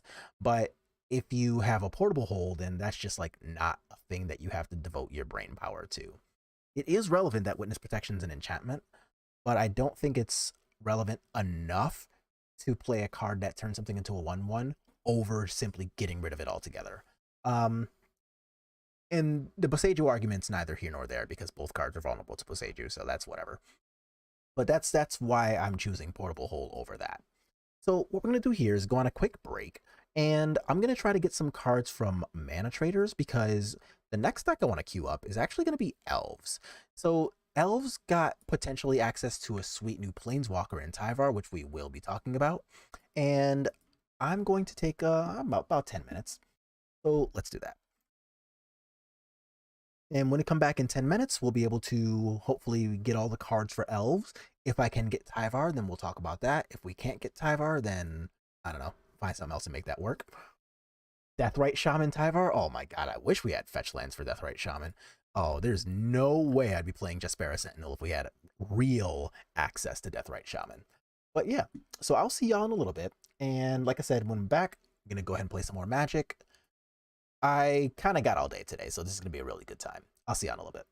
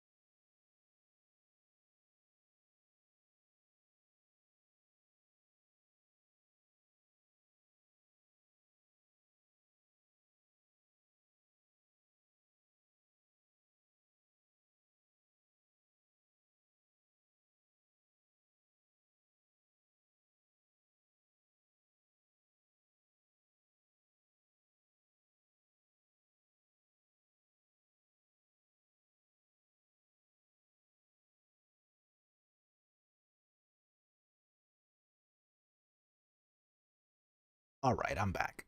So, unfortunately, Mana Traders didn't have the Tyvars, and I even tried to teleport over to the Lotus Field list and tried to get the Capricious Dragons, but they didn't have those either. So, what I've done instead is, well, as you see, we slided over to Arena. And Arena has something that I wanted to put a new card in too. So we have Rakdos Midrange. Everybody's seen this deck probably a million times by now. But it actually got 1.5 new toys. It got Blackleaf Cliffs, which is kind of huge, and it's just the Seachrome Coast but for black-red. It also got Sword of Fortune Frontier, which is a card that I want to test out to see if I like in this deck. So for anybody who hasn't seen this card yet, let's move my big ass head over. It's going to be a sword, so it's 3 mana, 2 to equip, +2/+2, and protection from colors. All of the swords do that. This one gives us pro red and pro green. And since Mono Green Devotion is one of the biggest decks in this format, that's probably a pretty big deal. And whenever an equipped creature deals combat damage to a player, you exile the top 2 cards of your deck. You can play both of those cards this turn, and you can play an extra land this turn.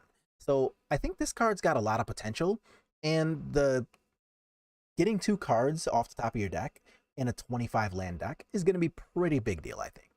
But everything else here is pretty much normal black-red stuff. So we've got 2 copies of Reckoner Bankbuster with 2 more in the sideboard, primarily for the mirror. We've got Fable of the Mirror Breaker. Dreadboard does not exist on Arena, so this deck plays Bedevil instead. We've got 2 copies of Misery Shadow, primarily for things like Mono Green Devotion, where Cavalier of Thorns and Old Growth Patrol both have Death Rattle triggers. Go for the Throat is going to be my removal spell of choice here. Angels is even bigger in Explorer than it is in actual Pioneer. So Power Word Kill is a bit of a liability. And outside of Greasefang stuff, there's almost no artifact creatures in the format most of the time anyway. There is, of course, still Sky Sovereign and the Seeker's Chariot out of green-red, but most of the time you can just get away with killing the rest of green-red stuff. Also, that matchup's not necessarily the best. My sideboard here is fine. Like, we've got Duresses on top of the Thoughtseizes against, like, control decks.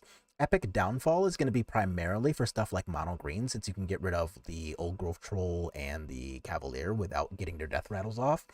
I like Valky, especially in the mirror. I sided in against any control matchups too, but it's especially good in the mirror. 2 copies of Unlicensed Hearse, 3 Rending Valleys. Mono Blue Spirits is one of the best decks in all of Explorer, and Rending Valley is just going to help that matchup a lot, because despite people saying that the matchup is good, a competent Mono Blues pilot will definitely be able to beat you, so we do appreciate the extra help. And then 2 copies of Abrade. So Greasefang's a pretty big deck. Green-red Vehicles plays Vehicles. And then, of course, there's going to be just like random artifacts all around the place. So that's just going to be something that's nice and good to deal with. So we're going to go ahead and play Rakdos. Okay, good. It's already queued up. And if you are looking to see the entire deck list, that is already in the video description as well. So hopefully this is going to be a pretty good time of us getting to mess around with good mana with the Blackleaf Cliffs and the new sword. Or both. And oh, don't really want a 5-lander, and yeah, this is kind of medium. This is not great. That's way better. Not close. So I'm gonna keep 6, put back one of these 2 Dens of the Bugbear, and then I'll be pretty happy with like tapped, untapped, untapped, and then like everything else just kind of being perfect from there as far as mana is concerned. And a Fable of the Mirror Breaker is actually kind of nice. Misery Shadow. So looks like we're playing against not a mirror, but like, I don't know, a pseudo mirror, if you will. I'm going to get my Reckoner Bankbuster established. I don't think I care about this enough to go for the Throat It quite yet. But let's see what my opponent wants to do. If they want to Thoughtseize, I'll be really happy that I put this on the table already. If they want to simply hold up, like, I don't know, an Abrupt Decay, I'm fine with that. I'll just play this, whatever. It doesn't actually matter, I think. And I don't think I care enough about this to do anything other than this. If they want to use like a Fatal Push on the Fable token, that's fine. I'm actually okay with that. And then starting next turn, since I'll have access to 4 mana, yeah, that's fine. I'll be able to hold up Bankbuster mana and Go for the Throat mana at the same time. So I'm pretty glad for this 4th land too. And then after that starts happening, I can then start establishing things like the Sword, the Trespasser, more card draws. There's a lot of options available. Overgrown Tomb tap. So am I just taking 4 here? No. And you're also clearly not holding Abrupt Decay, otherwise my thing would have been dead. So here I think I want to drop the Sword. So the pro green could be nice if they start producing blockers, but them being black green means they're probably holding at least 2 removal spells in these 5 cards. So the Sword is almost effectively like skip a turn here. So I'm just gonna discard to 1. You're a little late, but as promised earlier, I'll just be able to hold up, draw a card, plus Go for the Throat. So let's see what they want to do here. They can Besage one of these cards. They can just... oh yeah, Abrupt Decay doesn't exist on this platform. I just realized. Duh. I literally don't think they have access to Abrupt Decay here. Yeah, whatever. Do you want to pump? No, fine. I'll just take the 2 then. See what they play post-combat. Let's draw a card. It is not a Fatal Push, so I guess I'll do this.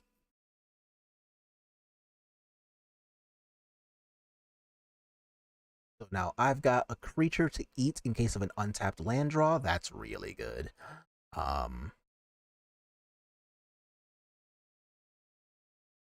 Yeah, new plan. Just resolve Shieldred and make them deal with it.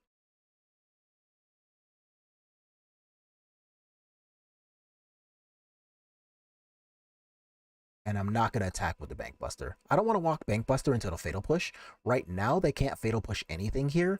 So if they're holding a Fatal Push, I'll just make them effectively skip a turn.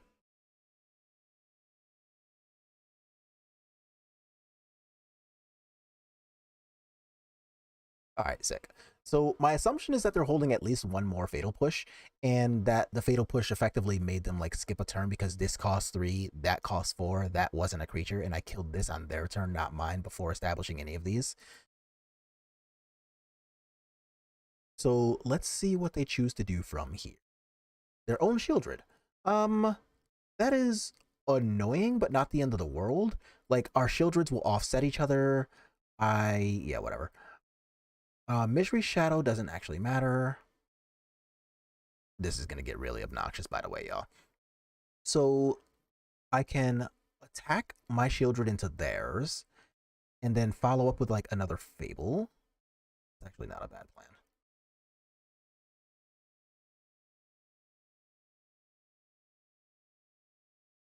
Okay, so it looks like we are going to fight the Shieldred fight. You got it. So now I'm just going to establish this, right? Like, I can just Blood Tithe Harvester, and then I can hold up, draw a card, plus activate Kiki-Jiki on a Blood Tithe. I like that. So if their entire plan here is just like to resolve another Shieldred, I'm actually good with that too. So what I can do then is, at the end of their turn, make another Blood Tithe Harvester that will get to untap and do things, then untap, make a 3rd Blood Tithe Harvester, giving me a 3rd blood token, and from there, I'll be able to kill anything with up to 6 toughness, but of course if they just kill this, then whatever, I'm sad.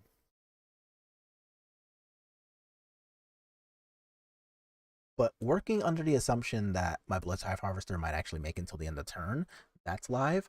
There was the Fatal Push, so I'm still going to do this and generate myself a 2nd blood token. Because I'm currently not doing anything else with the mana anyway. Like, I don't want to use any of this on any of the cards in my hand. And I've still got 2 more to draw with Bankbuster. So I'm just going to let this one die, and that's kind of whatever.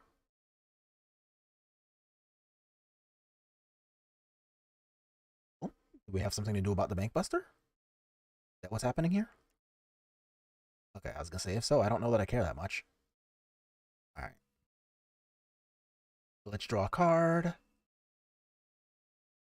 Keep establishing things on the board. And if they're going to kill the Reflection, I guess that's fine. I can't do anything about it. I already couldn't do anything about that. So, I can sacrifice the Kiki-Jiki. I can crew the Bankbuster and sacrifice that. Nah, good on that. I'll just sacrifice the Kiki-Jiki. You got it. That also plays a little well around them potentially having a copy of Invoke Despair too. Oh, or I could just have everything.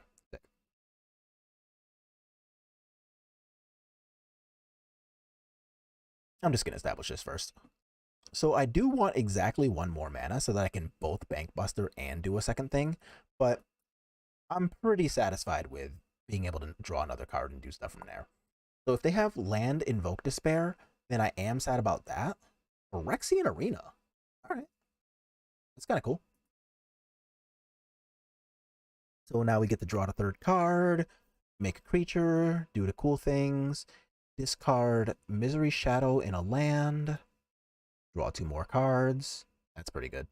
Thoughtseize. Show me your moves.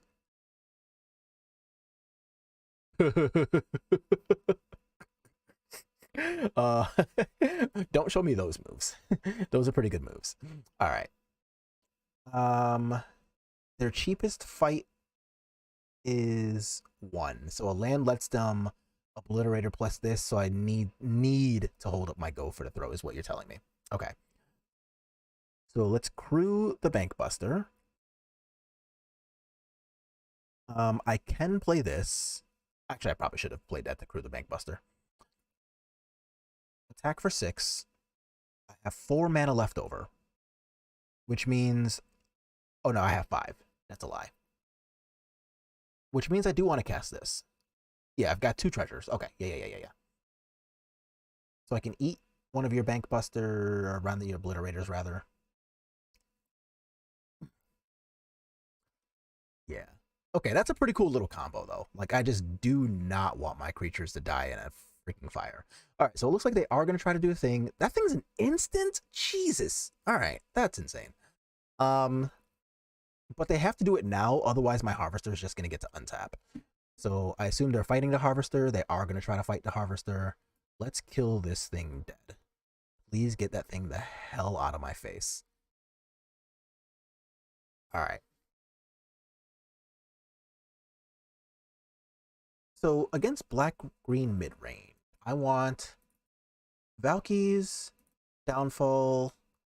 I want Bankbusters. I do not want Thoughtseizes.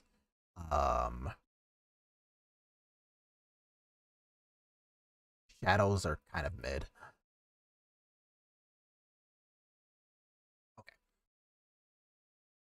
And since they're playing things like fight cards, I of course want all the removal, but I also think things like the sword will come in handy because all of the things that make them fight are green. So if I put a sword on something, they just like can't fight with it, which is nice.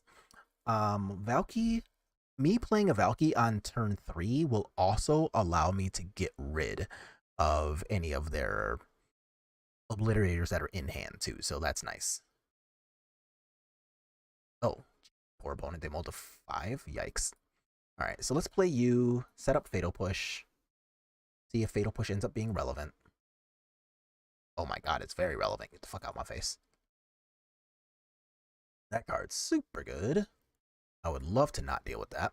So I'm just going to establish Bankbuster here. And Blackleaf Cliff's perfect right on turn 3 when we want it. Everything's good. Everything's great. Misery Shadow. Less great for me, but still not bad here. So like here, if they want to pump, I have Bedevil. If they play a 3-drop, I can Bone Crusher Giant at the end of turn. So I'm just going to let it attack, whatever. And if they, let's see if they just pass or what. Evolved Sleeper. That's kind of cool. It's gonna die, but it's kind of cool. So what do I want to do here? I think I want to Bedevil here. Yeah. So doing this gives me 4 mana for next turn. 4 mana for next turn means that I can both draw a card and stomp the Evolved Sleeper. And this is regardless of whether they put mana into it or not.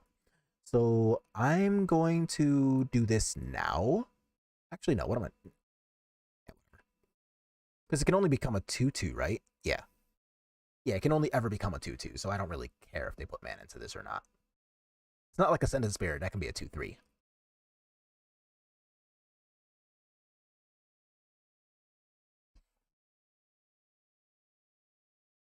Oh my god, 2+1 counters. Yo, this card has not fight text. All right, I got. I guess I should have waited until end of turn.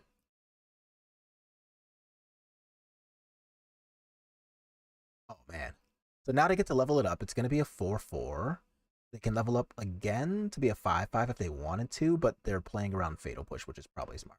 So there's another Misery Shadow. You got it. And I'm going to draw a card. A Shieldred. That's a great draw for me. Do I want to Shieldred, or do I want to play around the possibility of them holding Obliterator and needing to draw land for it? I think I'm going to resolve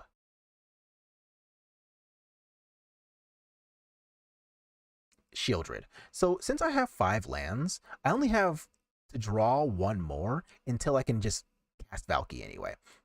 So I'm going to give myself the chance to just outright win the game like that.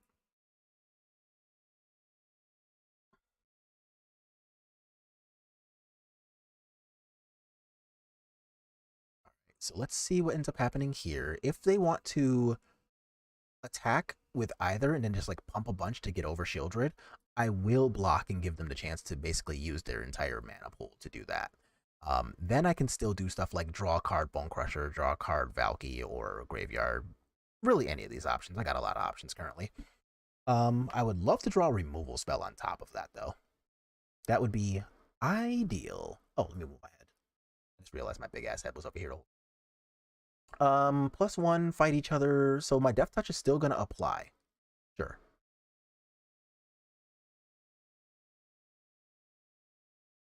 So I can take up to 4 if they want this turn. That's fine by me. Yeah, you got it. And they left a black open.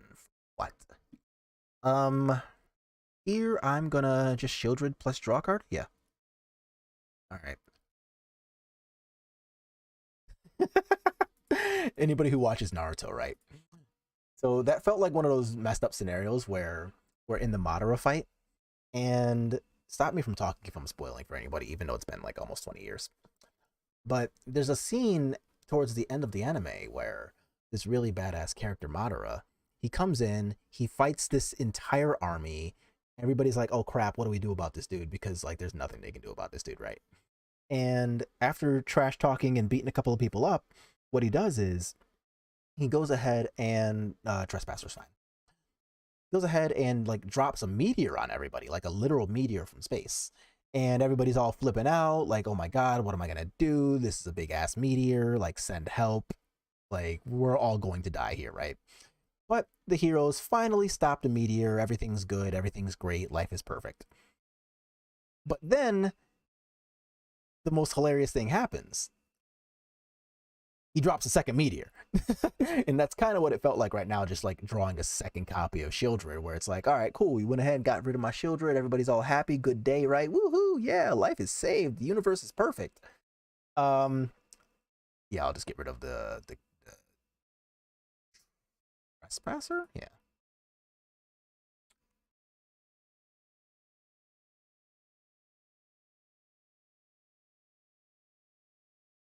There. Okay, you're on a clock. Tick tock on the clock. And I'm gonna play the Fable here because if the Fable token doesn't die, then I get to guarantee a 7th mana source for Valky. And they still gotta worry, yeah, they gotta worry about so much right now. Like, Valky's gonna suck, Shieldred sucks, Kikijiki sucks, like, nothing there was fun for them. So if the little icon comes up for them, did you have fun in this match? I'm pretty sure they're gonna click no. Let's blah blah blah, claim whatever that prize was, move it on. But yeah, it's a pretty sweet scene in the anime, right? Where everybody's all like, yes, we finally got to go ahead and beat the big bad meteor. Like, we're all really scared. And then he just like drops a second one. It's just like, Jesus Christ, what are we going to do about this? Ooh, on the play with a 1-lander. This is way better. Okay. So now we get to get rid of the mountain. I've got removal threat Kiki, so I'm pretty happy about that.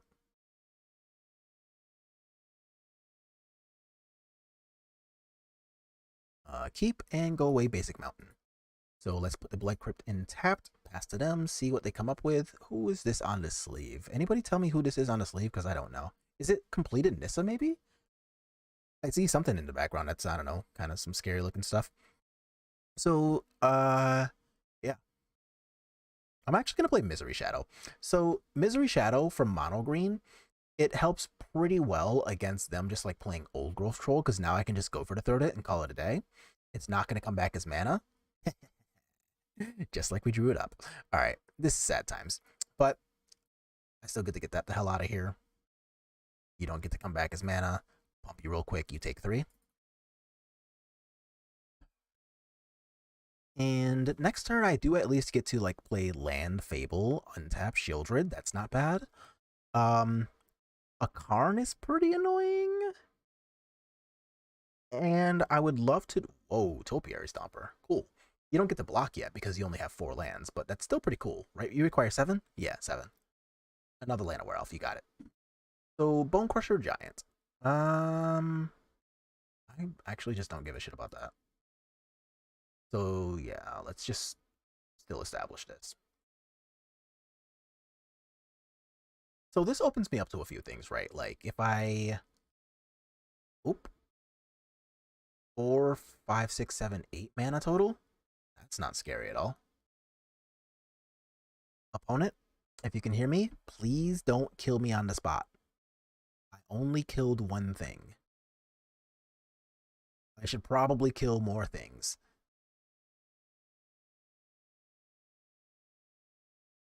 Although I would really love one of those, like Bedevils or something right now. Oh my god, they also had the Karn. What?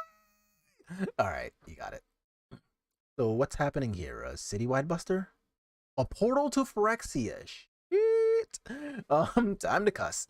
Alright, so how to deal with all of this? We try to high roll, I guess. No, I pitched a land. Oh no. Oh, that feels so bad now. Okay. Oop.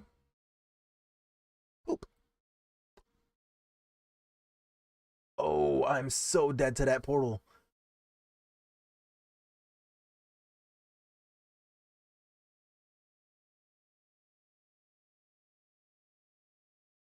Yeah, all right, you got me. Oh man, that was rough.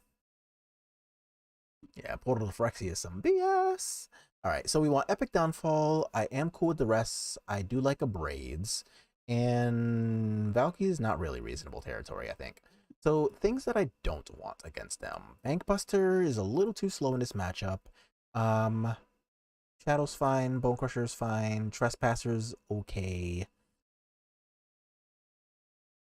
Do I side out Kiki Jiki's here? That actually seems like the least useful card. Yeah.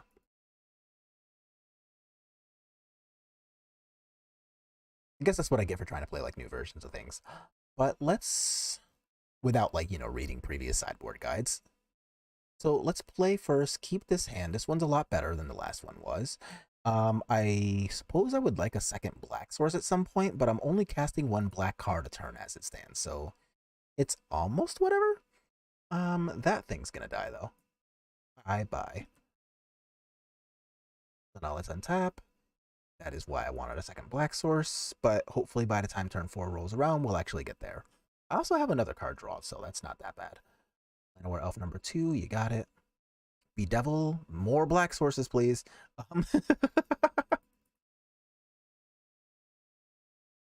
So I'm just gonna pitch the mountain, actually. Because I already have Sekenzen, so like the last thing I want is another mono black source. I do want a couple more lands total, though, because I still want this. But I want these more. You got it. So, okay, perfect, thank you. I did ask for that. So now I want to just resolve you and be pretty happy about that. So, like, if I draw a land here, like a sword on a Shieldred is gonna feel pretty good. Downside, of course, is that they could just untap and cast Karn, which means I can't equip this. But But if they cast Karn, they don't really have anything to stop me from pressuring the crap out of it, though. So you got some work to do.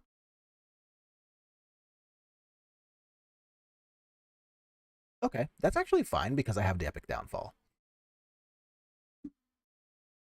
Storm the Festival can be good later. Go for the Throat is not bad. I want to simply put you on a 2-turn clock, make this your problem, and not give you access to the other big ass thing on top. So let's do this. Take you down to a total of 3, including your draw step. And Storm the Festival, that was always fine. Like, I could have cast Go for the Throat on one of these in their upkeep to potentially stop that from happening. Sick. But if they have a land, then I just did that for nothing. So that's why I didn't want to do that. And I think I'm just going to run this back. While I'm waiting on that, Mana Trader still does not have any copies of Tyvar. I have that screen just like open in another window to see if they eventually come up with them. Because if so, I'll be very happy to grab them and then we can play some elves.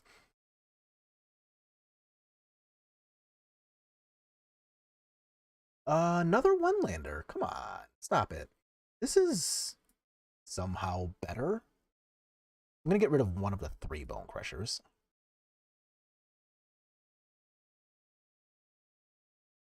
And I suppose I'd like to draw... Okay, that's not what I was going to ask for. I was going to ask for just like a Fatal Push, prevent a Thoughtseize.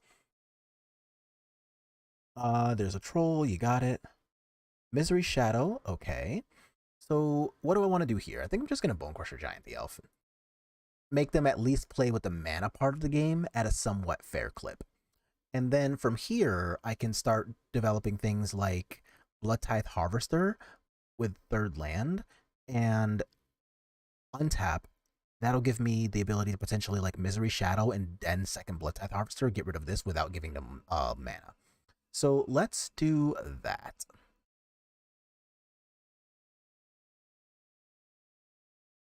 So they have 2, 3, 4. A land means 5. I'm sorry, they have 6. Oh, gross. Your mother. All right. So what comes of this? I mean, nothing good if you're me, but... Oh, that's mostly fine. It's not good, but it is mostly fine. So I'm going to play the Blood Crypt, go to 10. Cry about going to 10. Okay. Now let's deny you a bunch of mana. So now Devotion's 2, and they don't have the +2 on one of their lands. So that's... Oh, come on. Opponent, touch grass.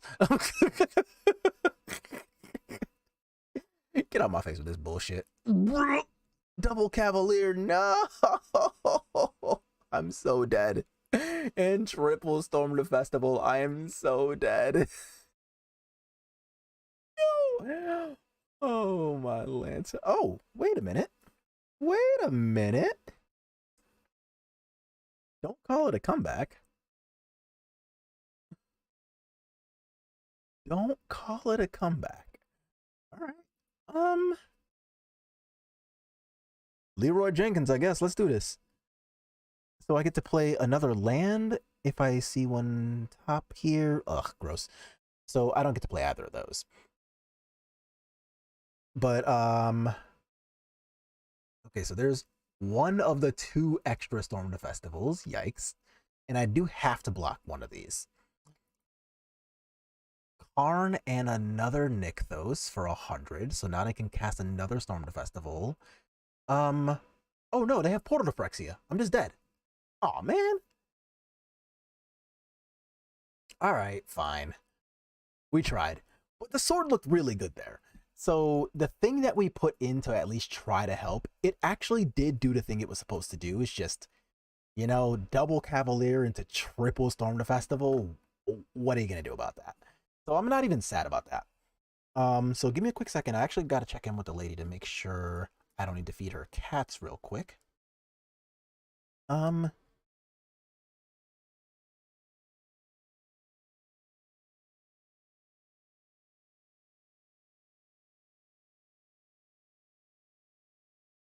So let's check up on that real quick.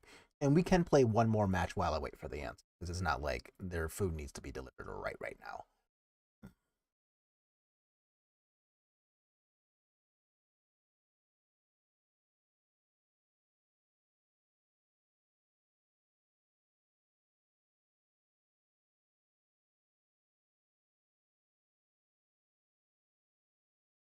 Okay, so we get to be on a play again. That's pretty sick. And this hand is fine. So yeah, Thoughtseize, removal, threat. I'm pretty happy about that. What's this? I don't know, that's pretty sick looking. So Blackcleave Cliffs and Thoughtseize. Show me moves. We are mono greening again. Yikes. So I'm gonna just get rid of the Old Grove Troll or one of the cards. I'm gonna get rid of the troll. So now if they like draw a Llanowar Elf, I can kill it. Sick. I die. And a Heart's Desire is like okay for them.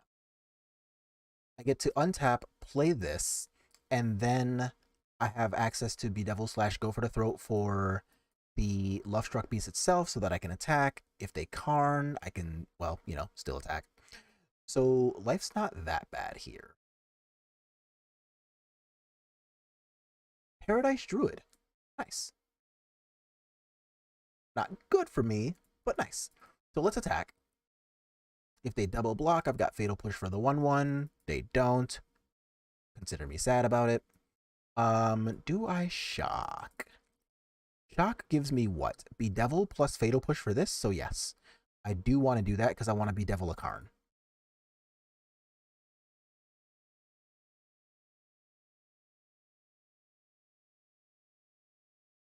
So now let's see if they cast Karn. Let's see if they just cast 5/5. Either way, I'll be alright with like Fatal Push the Paradise Druid plus Go for the Throat on a 5/5 with the intent to hold up Bedevil. Kiora. Okay. That's annoying. So now I can also just resolve this 5/5. Oh, right. Yeah, that's fine, I guess. Too late now. To be fair, I was still planning on Go for the Throat here plus Fatal Push here. Because I still want to hold up Bedevil for the Planeswalkers. I am not going to Fatal Push that one. I think I just let this one live. And then they can throw it away if they want to use it to try to protect Kiora. Because I have like blood tokens and things, I think I would rather use this on those. Or I just have 2 Fatal Pushes. So what does that change? Fatal Push definitely threatens you now. Yeah, let's just do that instead. So now I get to definitely threaten the Planeswalkers rather than maybe threaten it. And I still have my Fatal Push for something else too. If they just like Karn plus grab something, Bedevil makes me happy about killing Karn. They're only tapping 2 mana. What's this? Wolf Willowhaven. Okay, so you have 3 mana. So you can tap for 3, untap, go up to 5. And I think I'm okay with that for exactly 1 turn because I'm killing Kiora here anyway. Or rather, I assume I am. Okay, yeah, so there's a Karn. So Karn is a thing that's going to happen. You got it. What are you grabbing with Karn? Sky Sovereign, maybe?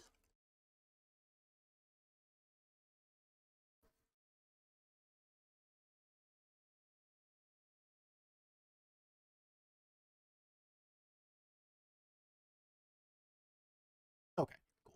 So it looks like since cats are nice and fed, and they just grabbed a land for an Elvish Myth. Okay, that's fine. I have the other Fatal Push, so you, little Planeswalker, are not safe from much of anything. Oh, that'll be nice next turn. Boop, boop. So here I really want to draw a land because I know they have another Karn. So knowing that, I'm still going to develop the sword, try to draw a land. The land will give me the ability to Bedevil and then equip anyway. So let's see if that ends up being what actually happens. But we're tapping a bunch of mana. So for... what are we going to get? You got something that's 4 more mana. Oh, cat car. Okay. So the land does not change anything about this though.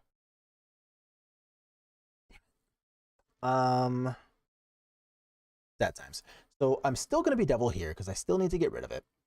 And now I'm gonna end up taking the hit for 4 here.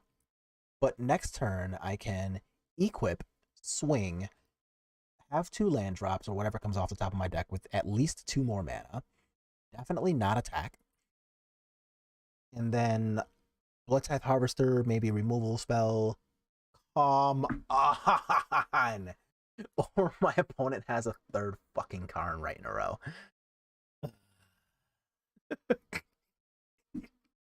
Remember that talk earlier about how I said we were cursed, or rather how you said we were cursed, and I just like super agreed with that? This is the kind of shit I mean by that. So now they can attack, create a cat. The cat can... Not on spirits. I have access to all kinds of decks. So what do I want to do here? I can Blood Tithe Harvester first, but I can't sacrifice it, so it doesn't really do much. So what do I want to do here?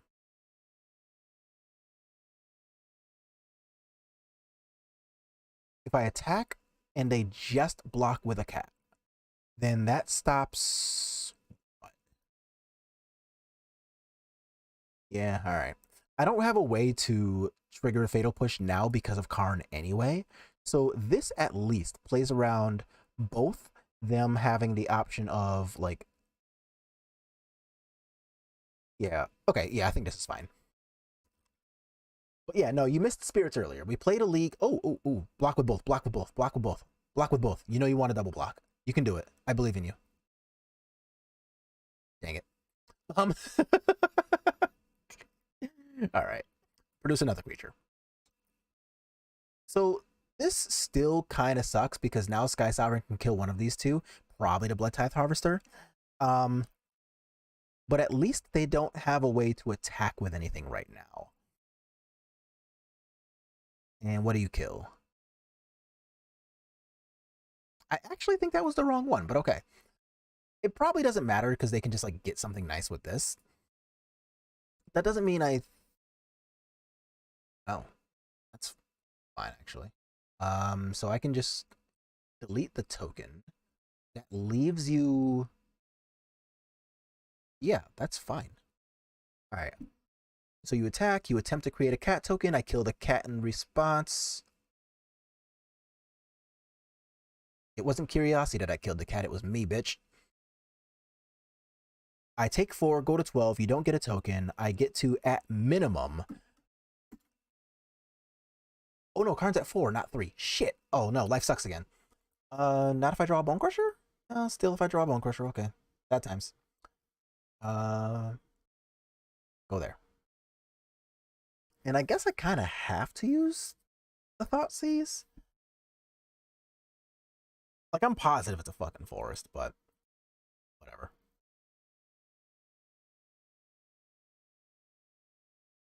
How can push kill a cat? Like that, apparently. Not all cats land on their feet. Yeah. I can't equip. This is an artifact. Yeah, no. If I could equip, that would solve the entire problem.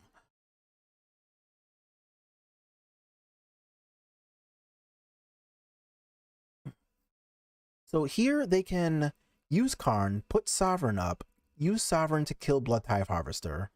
I go down to 4, and now my job is to both fade a creature that can crew and potentially draw like a Bone Crusher Giant to kill this. It's a lot to ask. Another Wolf Willow Haven, so you can... Oh! I mean, I lose anyway, but I still think that was a misplay. They actually... I think they should have just, like, made a token so that they could potentially draw something else to, like, crew with. So, like, if you make a token with this turn and then untap, make another token, that gives them the ability to use their Isika's Chariot to attack with. Yeah.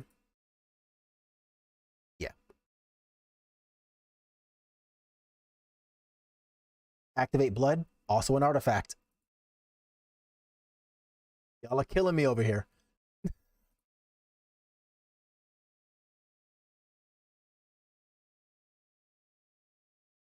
No, it's cool, it's cool, it's cool.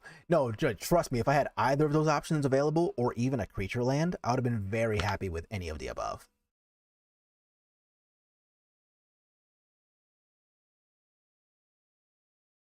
But as shown by our sideboard last match, we can at least activate Key and Time Vault.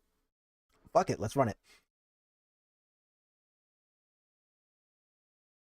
Although, if I had a Tinker in this format, I'd probably still just roll with, like, a Blood, what the hell's the, Colossus? Blightsteel Colossus, there we go. I'm like, what's the really good Colossus that actually kills people? Especially in this format, there's almost nothing that, like, exile stuff and sees a lot of play other than exactly Epic Downfall. And against Epic Downfall, I'd probably just want the Citadel anyway. So yeah, this is pretty decent. So I can like duress something cool on turn 1, be like, I don't know,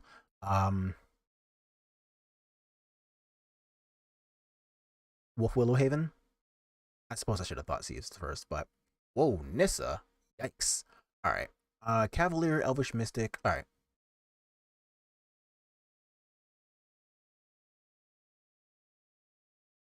So I got a lot of work to do, is what you're telling me, opponent. So let's Blackleaf Cliffs, Bonecrusher Giant here. Get stepped on. And now fade what? I don't care about another Elvish Mystic because I can kill that.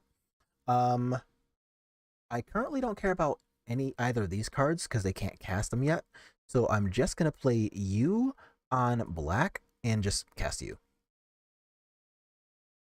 So here, if they what? Old Growth Troll. Oh, never mind. Oh, Kiora. That's actually fine-ish. So instead of... Oh.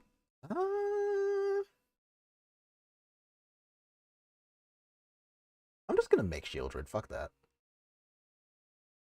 I think this is not the turn where I care about Kiora as anything other than like an attack target.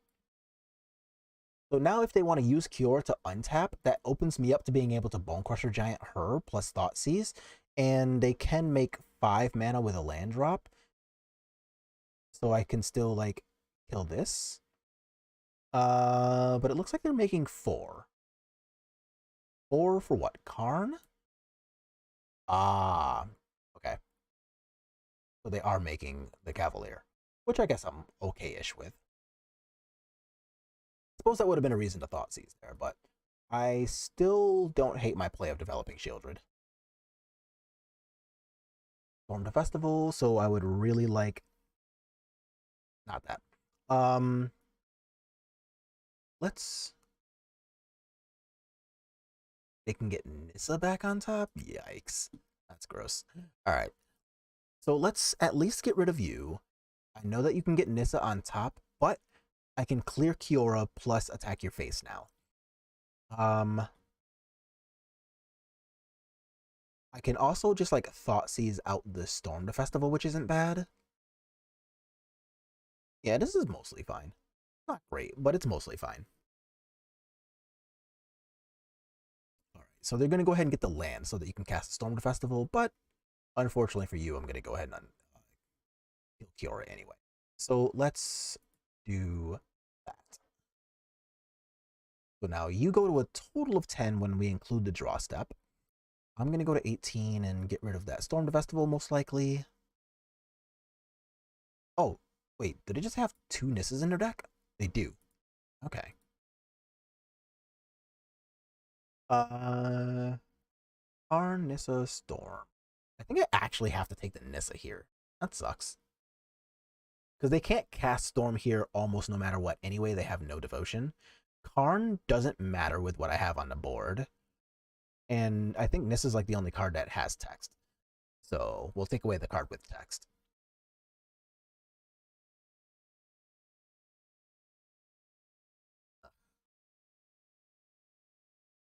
Okay. So they, like I said, they could cast Karn, and that was all well and whatever. But here they can get what? Treasure Vault to guarantee the land? Haywire Might. That just blocks.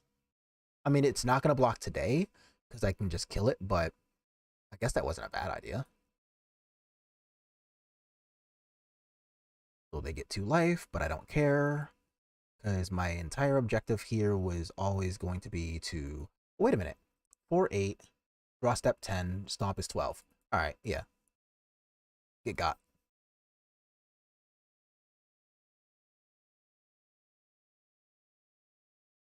All right, let's go to game 3. I almost let myself hyper-focus on attacking Karn there, too. Yikes. That would have sucked.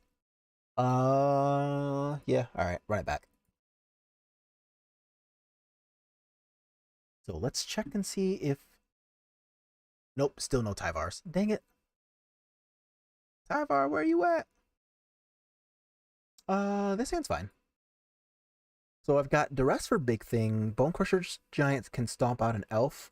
It's a little bit of a turn late, but it can still do it. And this still plays around like Wolf Willowhaven / Planeswalkers. Oh, Might Stone, Weak Stone, huh? All right. I mean, I'm gonna grab the Cure here, but all right. I'd only bring up Missing Lethal for the next 30 years. Oh, don't worry. I'd be pretty happy to make fun of myself for it too.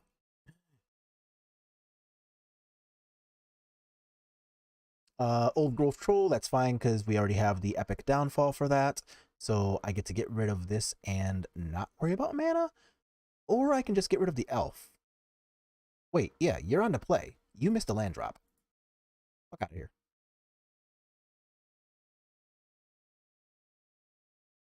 So they can Wolf Willowhaven their land, and I can't do anything about that. But I can get rid of the Old Growth Troll, take my 4, play Blood Crypt tapped on top of all... Fine.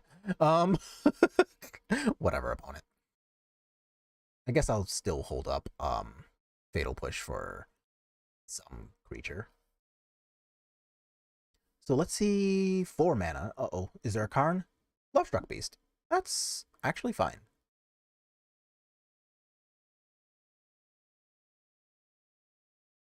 Do I get rid of the 1/1 and deny the attacks? Yeah, let's just do that. Rather than wait for myself to have something to trigger off of. Oh, never mind. I just don't have to wait. Never mind. So they have 4 mana currently. Old Growth Troll number 2 is actually okay because I already have the Misery Shadow. So here they can't really attack with the troll either. For fear of me just getting to exile it. So I can just like chill for a turn, I think. No.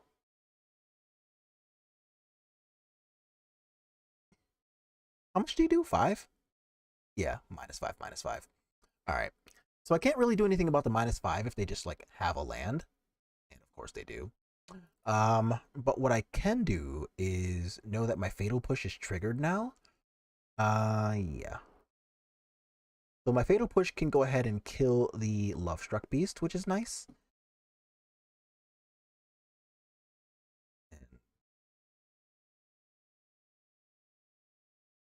We have 5. 5 and 7 is only different if they have exactly Storm the Festival, but Storm the Festival will probably just like beat me by itself. The other option is simply leaving them with this.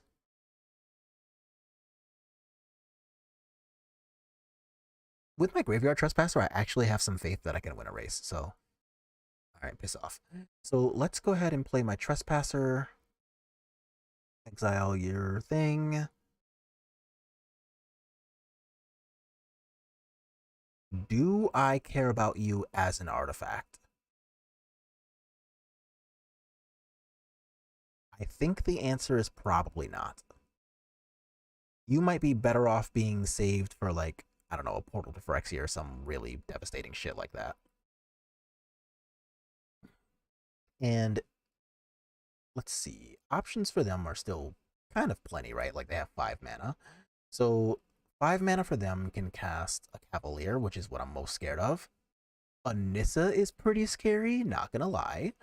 But if they cast a Nissa and then just like untap a land, I have the Abrade. So like my Abrade just becomes land destruction, which is super nice. Nykthos currently doesn't do anything because they don't have spells. What the fuck are you doing with this mana? Oh, you're making a wolf. You're making a wolf. Right. Okay, that's fine. You're not making a wolf? You're only as a sorcery, right? Oh no, only during your turn. Whatever. Let's see if you just choose to make a wolf now or not. Okay, yeah. Making a wolf. Opponent, your motion of ooh has been recognized by the council.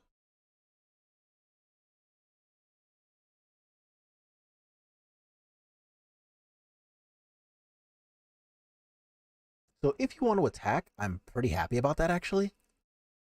Because now I get bigger attacks and can draw like a fatal push. Not quite.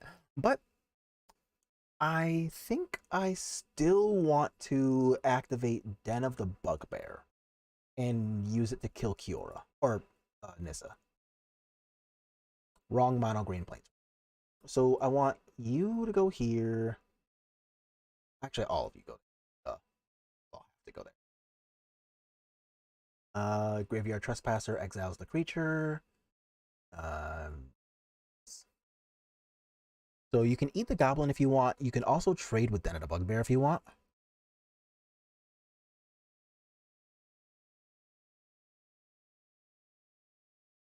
Trading with Den it is. You got it.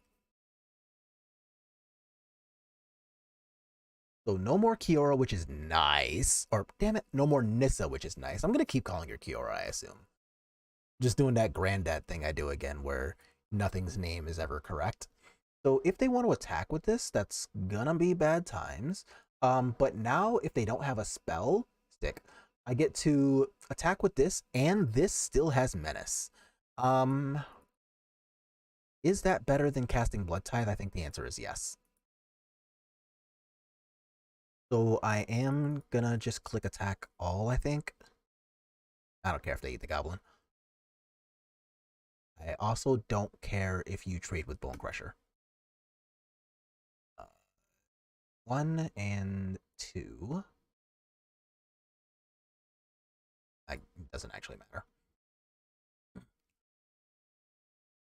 Oh, I actually had one creature. I should have eaten my one creature.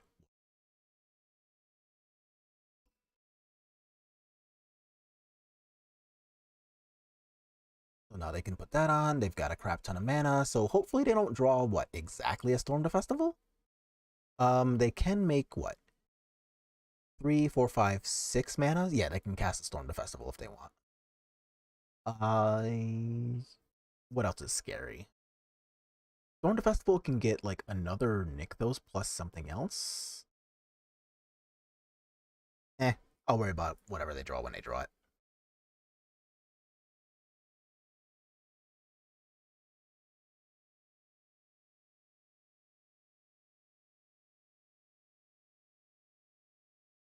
Oh, Growth Troll. Sick.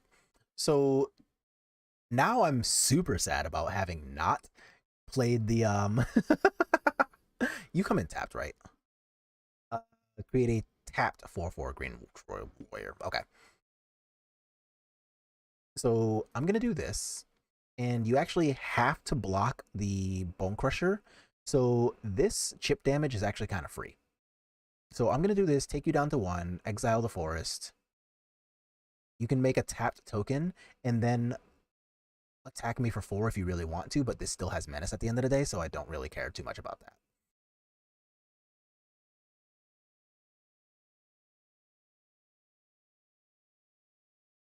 So there's 1 token. You don't get to make a second here, which is nice.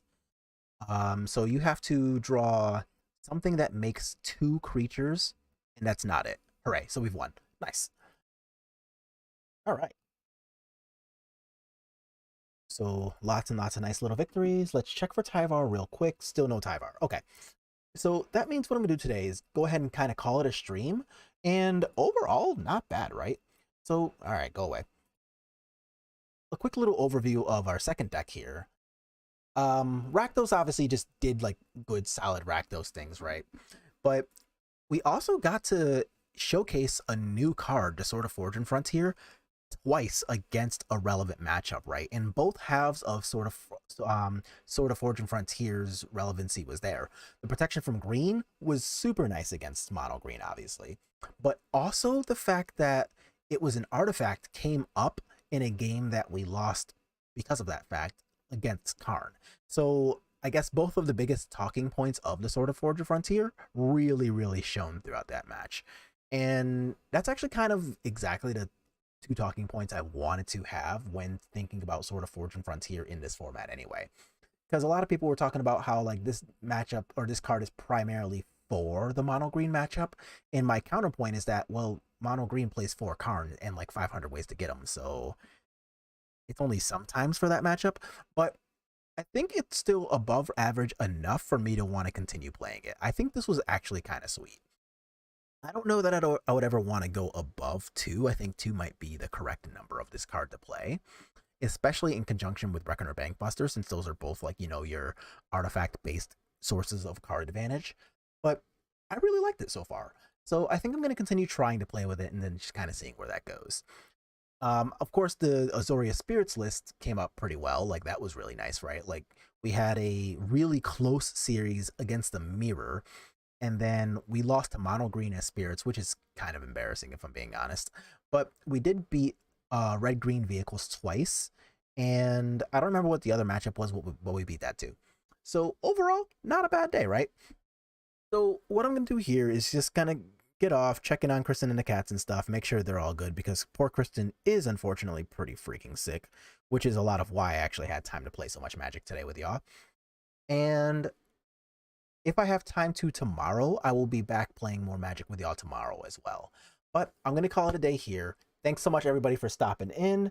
Thanks for new subscribers and everything. Love y'all. And next time I see y'all, we'll, of course, be here.